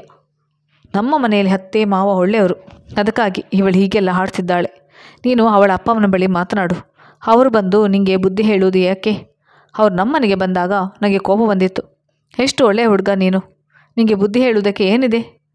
ನಾನೇ ಮಧ್ಯೆ ಮಾತನಾಡೋಣ ಅಂತ ಬಂದೆ, ಆದರೆ ನಿಮ್ಮ ಅಣ್ಣ ನನ್ನನ್ನು ತಡೆದರು. ಹೀಗೆ ಬಗೆಯಾಗಿ ಚಾಡಿ ಹೇಳಿದ್ದನ್ನು ಕೇಳಿ ಮಹತಿಗೆ ಕೋಪ ಬಂದಿತ್ತು. ಹಳೆಯ ಕಾಲ್ ರೆಕಾರ್ಡ್ಗಳನ್ನೆಲ್ಲ ಕೇಳಿದಳು. ಎಲ್ಲದರಲ್ಲೂ ಚಂಚಲ ನಯವಾಗಿ ಚಾಡಿ ಹೇಳುವುದೇ ಇತ್ತು. ಕೋಪಗೊಂಡ ಮಹತಿ, ನೀನು ನಿನ್ನೆ ನನ್ನ ಮೇಲೆ ಸಿಡಿಮಿಡಿಗೊಂಡಿದ್ದು ಇದಕ್ಕೇನಾ ಎಂದು ಕೇಳಿದಳು. ಅದಕ್ಕೆ ಸುಮುಖ, ಅವರು ನನಗೆ ತಾಯಿ ಸಮಾನ. ಅವರು ನಮ್ಮ ಮನೆಯವರು, ನಾವೆಲ್ಲ ಚೆನ್ನಾಗಿ ಇರಲಿ ಎಂದು ಹೇಳಿದ್ದಾರೆ ಅಷ್ಟೇ. ಅವರಿಗೆ ನೀನೇನು ಹೇಳಬೇಡ ಎಂದು ಕೋಪದಿಂದ ಹೇಳಿದ. ಹೋ, ಹಾಗಿದ್ರೆ ನಾನು ಮನೆಯವಳಲ್ಲ ಅಲ್ವಾ? ನೀನು ಈಗ ಬಂದಿರುವೆ. ಅವರು 4 ವರ್ಷ ಮುಂಚೆ ಬಂದವರು, ಅವರಿಗೆಲ್ಲ ಗೊತ್ತು. ತಲೆ ಹರಟೆ ಮಾಡಬೇಡ ಎಂದು ರೇಗಿದ. ಮಾತಿಗೂ ಕೋಪ ನೆತ್ತಿಗೇರಿತ್ತು. ಅವಳು ಜೋರಾಗಿ ಕೂಗಾಡಿದಳು. ನಾನು ಹೇಳಿದ ಹಾಗೆ ಕೇಳೋ ಹಾಗಿದ್ರೆ ಇರು, ಇಲ್ಲ ಅಂದರೆ ಹೊರಟು ಹೋಗೋ ಎಂದು ಅವನು ಕೂಗಾಡಿದ. ಸರಿ, ನಿಮಗೆ ನನ್ನ ಅವಶ್ಯಕತೆ ಇಲ್ಲ ಅಂದಮೇಲೆ ನನಗೂ ಬೇಡ, ನಾನು ಈಗಲೇ ಹೋಗುವೆ ಎಂದು ಬಟ್ಟೆ ಪ್ಯಾಕ್ ಮಾಡಿಕೊಂಡು ಹೊರಟೇ ಬಿಟ್ಟಳು. ಮನೆಗೆ ಬಂದ ಮಹತಿ ಅಪ್ಪ ಅಮ್ಮನ ಬಳಿ, ನಾವು ಸುಖವಾಗಿ ಇರಲು ಆ ಚಂಚಲ ಬಿಡುವುದಿಲ್ಲ. ಸುಮುಖ ಮೊದಲನೇ ಹಾಗಿಲ್ಲ. ಅತ್ತಿಗೆ ಹೇಳಿದ ಮಾತು ಕೇಳ್ತಾನೆ. ಅಮ್ಮ ತಾನು ತಪ್ಪು ಮಾಡಿದೆ, ನಾನು ಬದುಕಿರಬಾರ್ದು ಎಂದು ಜೋರಾಗಿ ಹತ್ತಳು. ಸುಜಯ್ ಮತ್ತು ಆನಂದ್, ನೀನು ಸಮಾಧಾನ ಮಾಡಿಕೊ, ನಾವು ಮಾತನಾಡ್ತೇವೆ ಎಂದು ಮಗಳನ್ನು ಸಂತೈಸಿದರು. ಇನ್ನು ಸುಮ್ಮನಿದ್ದರೆ ಸರಿಯಾಗುವುದಿಲ್ಲ. ಹೀಗೆ ಆದರೆ ಮಹತಿಯನ್ನು ಕಳೆದುಕೊಳ್ಳಬೇಕಾಗುತ್ತದೆ. ಅವಳು ಮೊದಲೇ ತುಂಬ ಸೂಕ್ಷ್ಮ ಸ್ವಭಾವದವಳು ಎಂದು ಸುಜಯ ಅನಂತ್ ಮಾತನಾಡಿಕೊಂಡು ತಾವೇ ಸುಮುಖನಿಗೆ ಫೋನ್ ಮಾಡಿದರು. ಆದರೆ ಸುಮುಖನ ಸಿಟ್ಟು ಕಡಿಮೆ ಆಗಿರಲಿಲ್ಲ. ನಿಮ್ಮ ಮಗಳಿಗೆ ಎಷ್ಟು ಧೈರ್ಯ? ಅವಳೇ ಮನೆ ಬಿಟ್ಟು ಹೋಗಿದ್ದಾಳೆ, ಬೇಕಿದ್ದರೆ ಅವಳೇ ಬರಲಿ, ನಾನು ಕರೆಯಲು ಬರೋಲ್ಲ ಎಂದ ಖಂಡಿತವಾಗಿ. ಮಾತಿಗೆ ಎಷ್ಟೇ ಬುದ್ಧಿ ಹೇಳಿದರೂ ಅವಳು, ಇನ್ನೆಂದು ನಾನು ಅಲ್ಲಿಗೆ ಹೋಗುವುದಿಲ್ಲ ಅಮ್ಮ. ಸುಮುಖನಿಗೆ ಮೊದಲೇ ಕೋಪ ಜಾಸ್ತಿ. ಏನಾದರೂ ಮಾತನಾಡಿದರೆ ಕತ್ತು ಹಿಸುಕಲು ಬರ್ತಾನೆ. ಮನೆಯವರು ಏನೇ ಹೇಳಿದ್ರು, ಅದು ತಪ್ಪಾಗಿದ್ದರೂ ಅದನ್ನು ಕೇಳ್ತಾನೆ ಮಾಡ್ತಾನೆ. ನೀನು ಇದ್ದರೆ ಇರು, ಇಲ್ಲದ್ರೆ ಹೋಗು ಎಂದಮೇಲೆ ಮತ್ತೆ ನಾನು ಹೇಗೆ ಹೋಗಲಿ? ನನಗೂ ಸ್ವಾಭಿಮಾನ ಇದೆ ಎಂದು ಹಠ ಹಿಡಿದಳು. ಅದೇ ದಿನ ಮಹತಿಯ ಚಿಕ್ಕಪ್ಪ ಅಂದರೆ ಅನಂತನ ತಮ್ಮ ಮನೆಗೆ ಬಂದಿದ್ದರು. ವಿಷಯ ಕೇಳಿ, ಅಣ್ಣ ನಾನು ಬರ್ತೇನೆ ನಡಿ, ಆ ಹೆಂಗಸಿನ ಬಳಿ ಮತ್ತು ಮನೆಯವರ ಬಳಿ ಕೂತು ಮಾತನಾಡೋಣ ಎಂದರು. ಮೂವರು ಸುಮುಖನ ಮನೆಗೆ ಬಂದು ಅವನ ಅಪ್ಪ ಅಮ್ಮನ ಬಳಿ ಮಾತನಾಡಿದರು. ಅದಕ್ಕೆ ಅವರು, ಚಂಚಲ ಏಕೆ ಫೋನ್ ಮಾಡ್ತಾಳೆ? ಮಹತಿ ಏನೋ ತಪ್ಪಾಗಿ ತಿಳಿದುಕೊಂಡಿದ್ದಾಳೆ. ಚಂಚಲ ಹಾಗೆಲ್ಲ ಚಾಡಿ ಹೇಳಿಕೊಡುವವಳಲ್ಲ ಎಂದೆಲ್ಲ ವಾದಿಸಿದರು. ಇಲ್ಲ, ನೀವು ಚಂಚಲನನ್ನು ಕರೆಯಿರಿ, ನಾವು ಕೇಳ್ತೇವೆ ಎಂದರು ಮಹತಿ ಚಿಕ್ಕಪ್ಪ. ಚಂಚಲ ಬಳಿ ಕೇಳಿದ್ದಕ್ಕೆ, ಸುಮುಖ ನನಗೆ ಮಗನ ಹಾಗೆ, ಅದಕ್ಕೆ ಇವರಿಬ್ಬರು ಜಗಳವಾಡುವುದನ್ನು ನೋಡಲಾರದೆ ಸುಮುಖನಿಗೆ ಬುದ್ಧಿ ಹೇಳಿದೆ ಅಷ್ಟೇ ಎಂದಳು. ಅವಳ ಮಾತಿನಿಂದ ರುಚಿಗಿದ್ದ ಮಹತಿಯ ಚಿಕ್ಕಪ್ಪ, ಏನಮ್ಮ ನೀನು ಸಂಸಾರ ಸರಿ ಮಾಡುವುದನ್ನು ಬಿಟ್ಟು ಹೊಡೆಯಲು ನೋಡಿವೆಯಾ? ಬುದ್ಧಿ ಹೇಳುವುದಿದ್ದರೆ ಇಬ್ಬರನ್ನು ಕೂರಿಸಿ ಮಾತನಾಡು. ಅದಕ್ಕೆ ಅವನೊಬ್ಬನಿಗೆ ಮಾತ್ರ ಫೋನ್ ಮಾಡ್ತಿ. ಮತ್ತೆ ಮತ್ತೆ ಹೀಗೆ ಮಾಡಿದರೆ ನಾನು ಸುಮ್ಮನೆ ಇರುವುದಿಲ್ಲ. ಸುಮುಖನಿಗೆ ಬುದ್ಧಿ ಹೇಳಲು ಅವನ ಅಪ್ಪ ಅಮ್ಮ ಇದ್ದಾರೆ. ನೀನು ಮಹತಿಯಂತೆ ಈ ಮನೆಗೆ ಸೊಸೆ. ನಿನ್ನ ಪಾಡಿಗೆ ನೀನಿದ್ರೆ ಸರಿ, ಇಲ್ಲ ಅಂದರೆ ನಾವು ಸುಮ್ಮನಿರಲ್ಲ ಎಂದರು. ನನ್ನ ಮಗಳು ಅನಾಥೆಯಲ್ಲ. ನಾನು ಅಪ್ಪ ಇನ್ನೂ ಬದುಕಿರುವೆ. ಅವಳಿಗೆ ಅನ್ಯಾಯವಾಗಲು ಬಿಡುವುದಿಲ್ಲ. ಹೀಗೆಲ್ಲ ಹಿಂಸೆ ಮಾಡುವುದಾದರೆ ನಾವು ಅವಳನ್ನು ಕಳಿಸುವುದಿಲ್ಲ ಎಂದರು ಮಹತಿಯ ಅಪ್ಪ. ಚಂಚಲ ಮಾತನಾಡದೆ ಅಳುತ್ತಾ ಒಳಗಡೆ ಹೋದಳು. ಸುಮುಖನ ಅಮ್ಮ ಅಪ್ಪನ ಬಳಿ ಮಾತನಾಡಿ ಅವನಿಗೆ ನಮ್ಮ ಮನೆಗೆ ಬರಲು ಹೇಳಿ, ನಾವು ಅವನ ಬಳಿ ಮಾತನಾಡಿ ನಂತರ ಮಗಳನ್ನು ಕಳಿಸ್ತೇವೆ ಎಂದು ಹೇಳಿ ಅಲ್ಲಿಂದ ಹೊರಟರು. ಸುಮುಖ ಮನೆಗೆ ಬರುತ್ತಿದ್ದಂತೆ ಚಂಚಲ ಇಲ್ಲ ಸಲ್ಲದ ನಾಟಕ ಮಾಡುತ್ತಾ, ಇವತ್ತು ಮಹತಿಯ ಅಪ್ಪ ಅಮ್ಮ ಅವಳ ಚಿಕ್ಕಪ್ಪನನ್ನು ಕರೆದುಕೊಂಡು ಬಂದು ನನಗೆ ಬೈದರು ಎಂದು ಹೇಳುತ್ತಾ ಜೋರಾಗಿ ಅಳುತ್ತಾಳೆ. ಸುಮುಖ, ನೀನು ಮೊದಲು ಎಷ್ಟು ಸಂತೋಷದಿಂದ ಇದ್ದೆ. ಮದುವೆ ಆದ ಮೇಲೆ ನಿನ್ನ ನೋಡೋಕ್ಕೆ ಆಗ್ತಾ ಇಲ್ಲ. ಯಾವಾಗಲೂ ಏನೋ ಬೇಸರದಿಂದ ಇರ್ತಿ. ಇದನ್ನು ನೋಡಿ ನಾನು ನಿನ್ನ ಹತ್ರ ಮಾತನಾಡಿದ ತಪ್ಪ? ನಿನ್ನನ್ನು ನನ್ನ ಮಗ ಎಂದು ತಿಳಿದಿರುವೆ. ನಿನ್ನನ್ನು ನೋಡಿ ನನಗೆ ಸಂಕಟವಾಗ್ತದೆ. ಅದಕ್ಕೆ ನಾನು ನಿನಗೆ ಬುದ್ಧಿ ಹೇಳಿದೆ ಎಂದು ನಾಟಕವಾಡಿದಳು. ಸುಮುಖನ ಅಪ್ಪ ಮಗನಿಗೆ ಇದೆಲ್ಲ ಸರಿಯಲ್ಲ ಸುಮುಖ. ನೀನು ಮದುವೆ ಮಾಡಿಕೊಂಡ ಮೇಲೆ ಅವಳು ನಿನ್ನವಳು. ನಮ್ಮದೇ ಇನ್ನೊಂದು ಮನೆ ಇದೆಯಲ್ಲ, ಅಲ್ಲಿ ನೀವಿಬ್ಬರು ಸ್ವಲ್ಪ ದಿನ ಬೇರೆ ಸಂಸಾರ ಇರಿ. ಹೋಗು, ಮಹತಿಯನ್ನು ಕರೆದುಕೊಂಡು ಬಾ ಎಂದರು ಕಟುವಾಗಿ. ಅಪ್ಪ, ನಿಮಗೇನು ಗೊತ್ತಾಗೋಲ್ಲ, ನೀವು ಸುಮ್ಮನೆ ಇರಿ. ಈಗ ನಾವು ಸೋತ್ರೆ ಸರಿಯಲ್ಲ ಎಂದ ಸುಮುಖ. ಅವನ ಅಣ್ಣ ಕೂಡ ಸ್ವಲ್ಪ ದಿನ ಸುಮ್ಮನೆ ಇದ್ದು ಬಿಡಿ, ಇಬ್ಬರಿಗೂ ಕೋಪ ಕಡಿಮೆಯಾದ ಮೇಲೆ ಬೇರೆ ಮನೆಗೆ ಕಳಿಸೋಣ ಎಂದ. ಚಂಚಲ ಯಾರೂ ಇಲ್ಲದ ಸಮಯದಲ್ಲಿ ಸುಮುಖನ ತಲೆ ತಿಂದಳು. ಮಹತಿ ಮನೆಯವರಿಗೆ ತುಂಬ ಅಹಂಕಾರ ಸುಮುಖ. ನಮ್ಮನೆಗೆ ಬಂದು ನಮ್ಮೆಲ್ಲರ ಮೇಲೆ ಜೋರು ಮಾಡಿದರು. ಅತ್ತೆ ಮಾವ ಪಾಪ ಅವರಿಂದ ಬಾಯಿಗೆ ಬಂದಂತೆ ಬಯಸ್ಕೊಂಡ್ರು. ನಿನಗೆ ಬೇಜಾರಾಗುತ್ತೆ ಎಂದು ನಿನ್ನ ಬಳಿ ಏನೂ ಹೇಳಿಲ್ಲ. ಅತ್ತೆ ಮಾವ ಎಷ್ಟು ಒಳ್ಳೆಯವರು. ಒಂದು ದಿನವೂ ಯಾರೊಬ್ಬರ ಬಳಿ ಮಾತು ಕೇಳಿದವರಲ್ಲ. ಅಷ್ಟಲ್ಲದೆ ನನ್ನ ಮೇಲೆ ಸಹ ಜೋರು ಮಾಡಿದರು. ಅವರ ಕೋಪ ನೋಡಿದರೆ ನನಗೆ ಹೊಡೆದೇ ಬಿಡುವರೇನೋ ಎಂದುಕೊಂಡೆ. ನಾನು ಮಹತಿಯನ್ನು ತಂಗಿ ಎಂದು ಭಾವಿಸಿ ಅವಳಿಗೆ ಎಷ್ಟು ಸಹಾಯ ಮಾಡಿದೆ ಎಂದು ಮೊಸಳೆ ಕಣ್ಣೀರು ಬಿಡುತ್ತಾ ತನಗೆ ಬಹಳ ಬೇಸರವಾಗಿದೆ ಎಂಬಂತೆ ಹೇಳಿಕೊಂಡಳು. ಅತ್ತಿಗೆ, ನೀವು ಬೇಸರ ಮಾಡಿಕೊಳ್ಬೇಡಿ. ನಾನು ಅವಳಿಗೂ ಅವಳ ಕುಟುಂಬಕ್ಕೂ ಬುದ್ಧಿ ಕಲಿಸ್ತೀನಿ. ನಾವು ಕೈಯಲ್ಲಿ ಆಗದವರು ಅಂದುಕೊಂಡಿದ್ದಾರೆ. ಅವರಿಗೆ ನನ್ನ ತಾಕತ್ತು ತೋರಿಸುವೆ ಎಂದ ಸುಮುಖ. ಪಾಪ ಅಪ್ಪ ಅಮ್ಮ ನನ್ನಿಂದ ಮಾತು ಕೇಳುವಾಗಾಯ್ತಲ್ಲ. ಅವರನ್ನು ಅವಮಾನಿಸಿದ್ರಲ್ಲ. ಇನ್ನು ನಾನು ಸುಮ್ಮನೆ ಇರೋದಿಲ್ಲ. ಅವರಿಗೆ ಮಾತ್ರ ಜನ ಇರೋದಾ? ನಮಗೆ ಯಾರು ಇಲ್ವಾ? ನಾನು ತೋರಿಸ್ತೀನಿ ಎಂದು ಮನದಲ್ಲೇ ಅಂದುಕೊಂಡ. ಸುಮುಖನಿಗೆ ಮೊದಲೇ ಕೋಪ ಜಾಸ್ತಿ. ಬುದ್ಧಿ ಹೇಳಲು ಯಾರನ್ನೂ ಕರೆದುಕೊಂಡು ಬಂದಿದ್ದಾರೆಂದು ಕೇಳಿ ಅವನ ಕೋಪ ಜಾಸ್ತಿ ಆಯಿತು. ವಿವೇಕ ಕಳೆದುಕೊಂಡ ಅವನು ಅಮ್ಮ ಅಪ್ಪ ಅಣ್ಣ ಯಾರನ್ನು ವಿಚಾರಿಸದೆ ಅತ್ತಿಗೆ ಮಾತನ್ನು ಮಾತ್ರವೇ ನಂಬಿದ. 2 ದಿನಗಳು ಕಳೆದವು. ಅಂದು ಸಂಜೆ ಮನೆಯಲ್ಲಿ ಅನಂತ್ ಹಾಗೂ ಸುಜಯ ಕಾಫಿ ಕುಡಿಯುತ್ತಾ ಕುಳಿತಿದ್ದರು. ಅಷ್ಟರಲ್ಲಿ ಬಾಗಿಲು ಬೆಲ್ಲಾಯಿತು. ಅನಂತ್ ಎದ್ದು ಬಾಗಿಲು ತೆಗೆಯುತ್ತಿದ್ದಂತೆ 4-5 ಹುಡುಗರು ಒಳಗೆ ನುಗ್ಗಿದರು. ಅನಂತ್, ಯಾರು ಯಾರು ಎಂದು ಕೇಳುವಷ್ಟರಲ್ಲಿ, ನೀವು ನಮ್ಮ ಗೆಳೆಯನ ಮನೆಗೆ ಹೋಗಿ ಗಲಾಟೆ ಮಾಡ್ತೀರಾ? ನಮ್ಮ ಸುಮುಖನ ಮನೆಯವರು ತುಂಬ ಒಳ್ಳೆಯವರು ಎನ್ನುತ್ತಾ ಅನಂತ್ನ ಮೇಲೆ ಹಲ್ಲೆ ಮಾಡಿದರು. ಸುಮುಖ ಬರಲಿಲ್ವೇ? ಬನ್ನಿ ಕುಳಿತು ಮಾತನಾಡೋಣ. ಹೊಡೆಯುವುದನ್ನು ನಿಲ್ಲಿಸಿ, ಯಾರಾದರೂ ಸಹಾಯ ಮಾಡಿ ಎಂದು ಎಷ್ಟೇ ಕೂಗಾಡಿದರೂ ಕೇಳದೆ ಆತನನ್ನು ಚೆನ್ನಾಗಿ ಥಳಿಸಿದರು. ಆತ ನೆಲಕ್ಕೆ ಕುಸಿದು ಬಿದ್ದಾಗ, ಇನ್ನೊಮ್ಮೆ ಸುಮುಖನ ಮನೆಯವರ ತಂಟೆಗೆ ಬಂದರೆ ಹುಷಾರ್ ಎಂದು ಹೇಳಿ ಹೋದರು. ಗಲಾಟೆ ಕೇಳಿ ಅಕ್ಕಪಕ್ಕದ ಮನೆಯವರು ಓಡಿ ಬಂದರು. ಅನಂತರನ್ನು ಎತ್ತಿ ಕೂರಿಸಿ ನೀರು ಕುಡಿಸಿದ್ರು. ಅಳುತ್ತಿದ್ದ ಸುಜಯ್ಗೆ, ಅಳಬೇಡಿ, ಮೊದಲು ಇವರನ್ನು ಹಾಸ್ಪಿಟ್ಲಿಗೆ ಸೇರಿಸೋಣ ಎಂದ ಇಬ್ಬರು ಕಾರು ತೆಗೆದುಕೊಂಡು ಬಂದರು. ಆ ಸಮಯದಲ್ಲಿ ಮಹತಿ ಮನೆಯಲ್ಲಿರಲಿಲ್ಲ. ಮಹತಿ ಮೊಬೈಲ್ಗೆ ಸಂಪರ್ಕನಿಂದ ಒಂದು ಸಂದೇಶ ಬಂದಿತ್ತು. ನಮ್ಮ ಮನೆ ತಂಟೆಗೆ ಬಂದರೆ ಏನಾಗುತ್ತೆ ಅಂತ ಗೊತ್ತಾಯ್ತಾ? ಮಹತಿ ಗಾಬರಿಯಿಂದ ಅಮ್ಮನಿಗೆ ಫೋನ್ ಮಾಡಿದ್ಲು. ಹಾಗೆ ಆಸ್ಪತ್ರೆಗೆ ಬರಲು ಹೇಳಿದರು. ಆಸ್ಪತ್ರೆಗೆ ಬಂದ ಮಹತಿ ಅಪ್ಪನ ಸ್ಥಿತಿಯನ್ನು ಜೋರಾಗಿ ಹತ್ತು ಬಿಟ್ಟಳು. ಮಹತಿ, ಇದು ನಿನ್ನ ಗಂಡನ ಕೈವಾಡ. ಅವನು ಹೊರಗಡೆ ಕಾರ್ನಲ್ಲಿ ಕುಳಿತು ಇವರುಗಳನ್ನು ಒಳಗೆ ಕಳಿಸಿ ಈ ರೀತಿ ಓಡಿಸಿದ. ನಾನೇ ಕಣ್ಣಾರೆ ಕಂಡೆ ಎಂದು ಪಕ್ಕದ ಮನೆಯವರು ಹೇಳಿದ್ದಾರೆ. ಮಹತಿ ಕೋಪದಿಂದ ಕುದ್ದು ಹೋದಳು. ಸುಮುಖನಿಗೆ ಫೋನ್ ಮಾಡಿ, ನೀನಿಷ್ಟು ಕೀಳು ಮಟ್ಟದ ಮನುಷ್ಯ ಅಂತ ತಿಳಿದಿರಲಿಲ್ಲ. ರೌಡಿಗಳನ್ನು ಬಿಟ್ಟು ಹೊಡಿಸ್ತೀಯಾ? ನೀನು ಜೈಲು ಕಂಬೆ ಎನ್ನಿಸುವಾಗೆ ಮಾಡುವೆ ಎಂದು ಕೂಗಾಡಿದಳು. ಆದರೆ ಅವನೇನು ಹೆದರಲಿಲ್ಲ. ಏನು ಮಾಡ್ತೀಯ ಮಾಡು, ನಾನು ಏನು ಅನ್ನೋದನ್ನು ತೋರಿಸಿರುವೆ, ನಾನು ಯಾವುದಕ್ಕೂ ಹೆದರೋದಿಲ್ಲ ಎಂದು ಹೇಳಿದ. ಮಹತಿ ಅಪ್ಪನಿಗೆ BP ಜಾಸ್ತಿ ಆದ ಕಾರಣ ಒಂದು ದಿನ ಆಸ್ಪತ್ರೆಯಲ್ಲಿ ಇರಲಿ ಎಂದರು ಡಾಕ್ಟರ್. ಅವರ ಜೊತೆಗೆ ಪಕ್ಕದ ಮನೆಯವರು ನಾವು ಇರ್ತೀವಿ, ನೀವು ಮನೆಗೆ ಹೋಗಿ ಎಂದು ಅಮ್ಮ ಮಗಳನ್ನು ಮನೆಗೆ ಕಳಿಸಿದರು. ಪೊಲೀಸ್ ಕಂಪ್ಲೇಂಟ್ ಕೊಡ್ತೇನೆಂದ ಮಾಹಿತಿಗೆ ಸುಜಯ ಬೇಡ, ಸಂಬಂಧ ಇನ್ನೂ ಹಾಳಾಗುವುದು ಬೇಡ ಎಂದರು. ಅದಕ್ಕೆ ಮಾಹಿತಿ, ಇನ್ನೆಲ್ಲಿಯ ಸಂಬಂಧ? ಅವನು ಇಷ್ಟು ಕೀಳು ಮಟ್ಟಕ್ಕೆ ಇಳಿದ ಮೇಲೆ ಅವನ ಜೊತೆ ಮತ್ತೆ ಬಾಳಲು ಸಾಧ್ಯವಾ? ನೀನು ಎಷ್ಟು ಹೇಳಿದೆ, ಇದು ಪ್ರೀತಿಯಲ್ಲ, ಬರಿಯ ಆಕರ್ಷಣೆ ಅಷ್ಟೇ. ಈಗಲೇ ಮದುವೆ ಬೇಡ ಅಂತ. ಆದರೆ ನಾವಿಬ್ಬರು ನಿನ್ನ ಮಾತು ಕೇಳಿಲ್ಲ ಸುಮುಖ. ನಾವು ಅಂದುಕೊಂಡ ಹಾಗೆ ಒಳ್ಳೆಯವನಲ್ಲ. ಅವನ ಅಮ್ಮ ಅತ್ತಿಗೆಗೆ ನಾನು ಏನು ಹೇಳಬಾರ್ದು. ಅವರು ನನ್ನನ್ನು ಸುಮ್ಮನೆ ಬೈದರು, ನಾನು ಬಯಸ್ಕೊಳ್ಬೇಕೆಂದು ಅವನು ಹೇಳ್ತಿದ್ದ.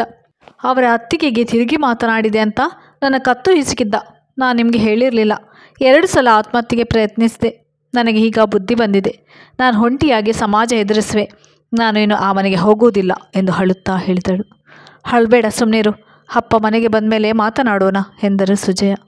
ಅನಂತ್ ಡಿಸ್ಚಾರ್ಜ್ ಆಗಿ ಮನೆಗೆ ಬಂದ ಮೇಲೆ ಅನಂತ್ ಹಾಗೂ ಸುಜಯ ಯೋಚಿಸಿ ಮಾತಿಗೆ, ಸದ್ಯಕ್ಕಂತೂ ನಿನ್ನನ್ನು ವಾಪಸ್ ಕಳಿಸೋಲ್ಲ, ಸ್ವಲ್ಪ ಸಮಯ ಬಿಟ್ಟು ಮುಂದಿನ ತೀರ್ಮಾನ ತೆಗೆದುಕೊಳ್ಳೋಣ. ನಮಗೆ ನೀನು ಮುಖ್ಯ ಎಂದು ಅವಳನ್ನು ಸಮಾಧಾನಪಡಿಸಿದರು. ಪೊಲೀಸ್ಗೆ ಹೇಳೋದು ಬೇಡ, ಅವರಿಗೆ ಶಿಕ್ಷೆ ಕೊಡಲು ದೇವರಿದ್ದಾನೆ. ನಾವು ಅವರ ಹಾಗೆ ಕೀಳುಮಟ್ಟಕ್ಕೆ ಇಳಿಯೋದು ಬೇಡ ಎಂದು ಸುಜಯ ಹೇಳಿದರು. ನಂತರ ಮಹತಿ ಮಾವನಿಗೆ ಫೋನ್ ಮಾಡಿ, ನಿಮ್ಮ ಮಗ ರೌಡಿಗಳನ್ನು ಕಳಿಸಿ ಹೊಡೆಸಿದ, ಮತ್ತು ನಿಮ್ಮ ಮನೆಗೆ ನಮ್ಮ ಮಗಳನ್ನು ಕಳಿಸಲು ಧೈರ್ಯವಿಲ್ಲ.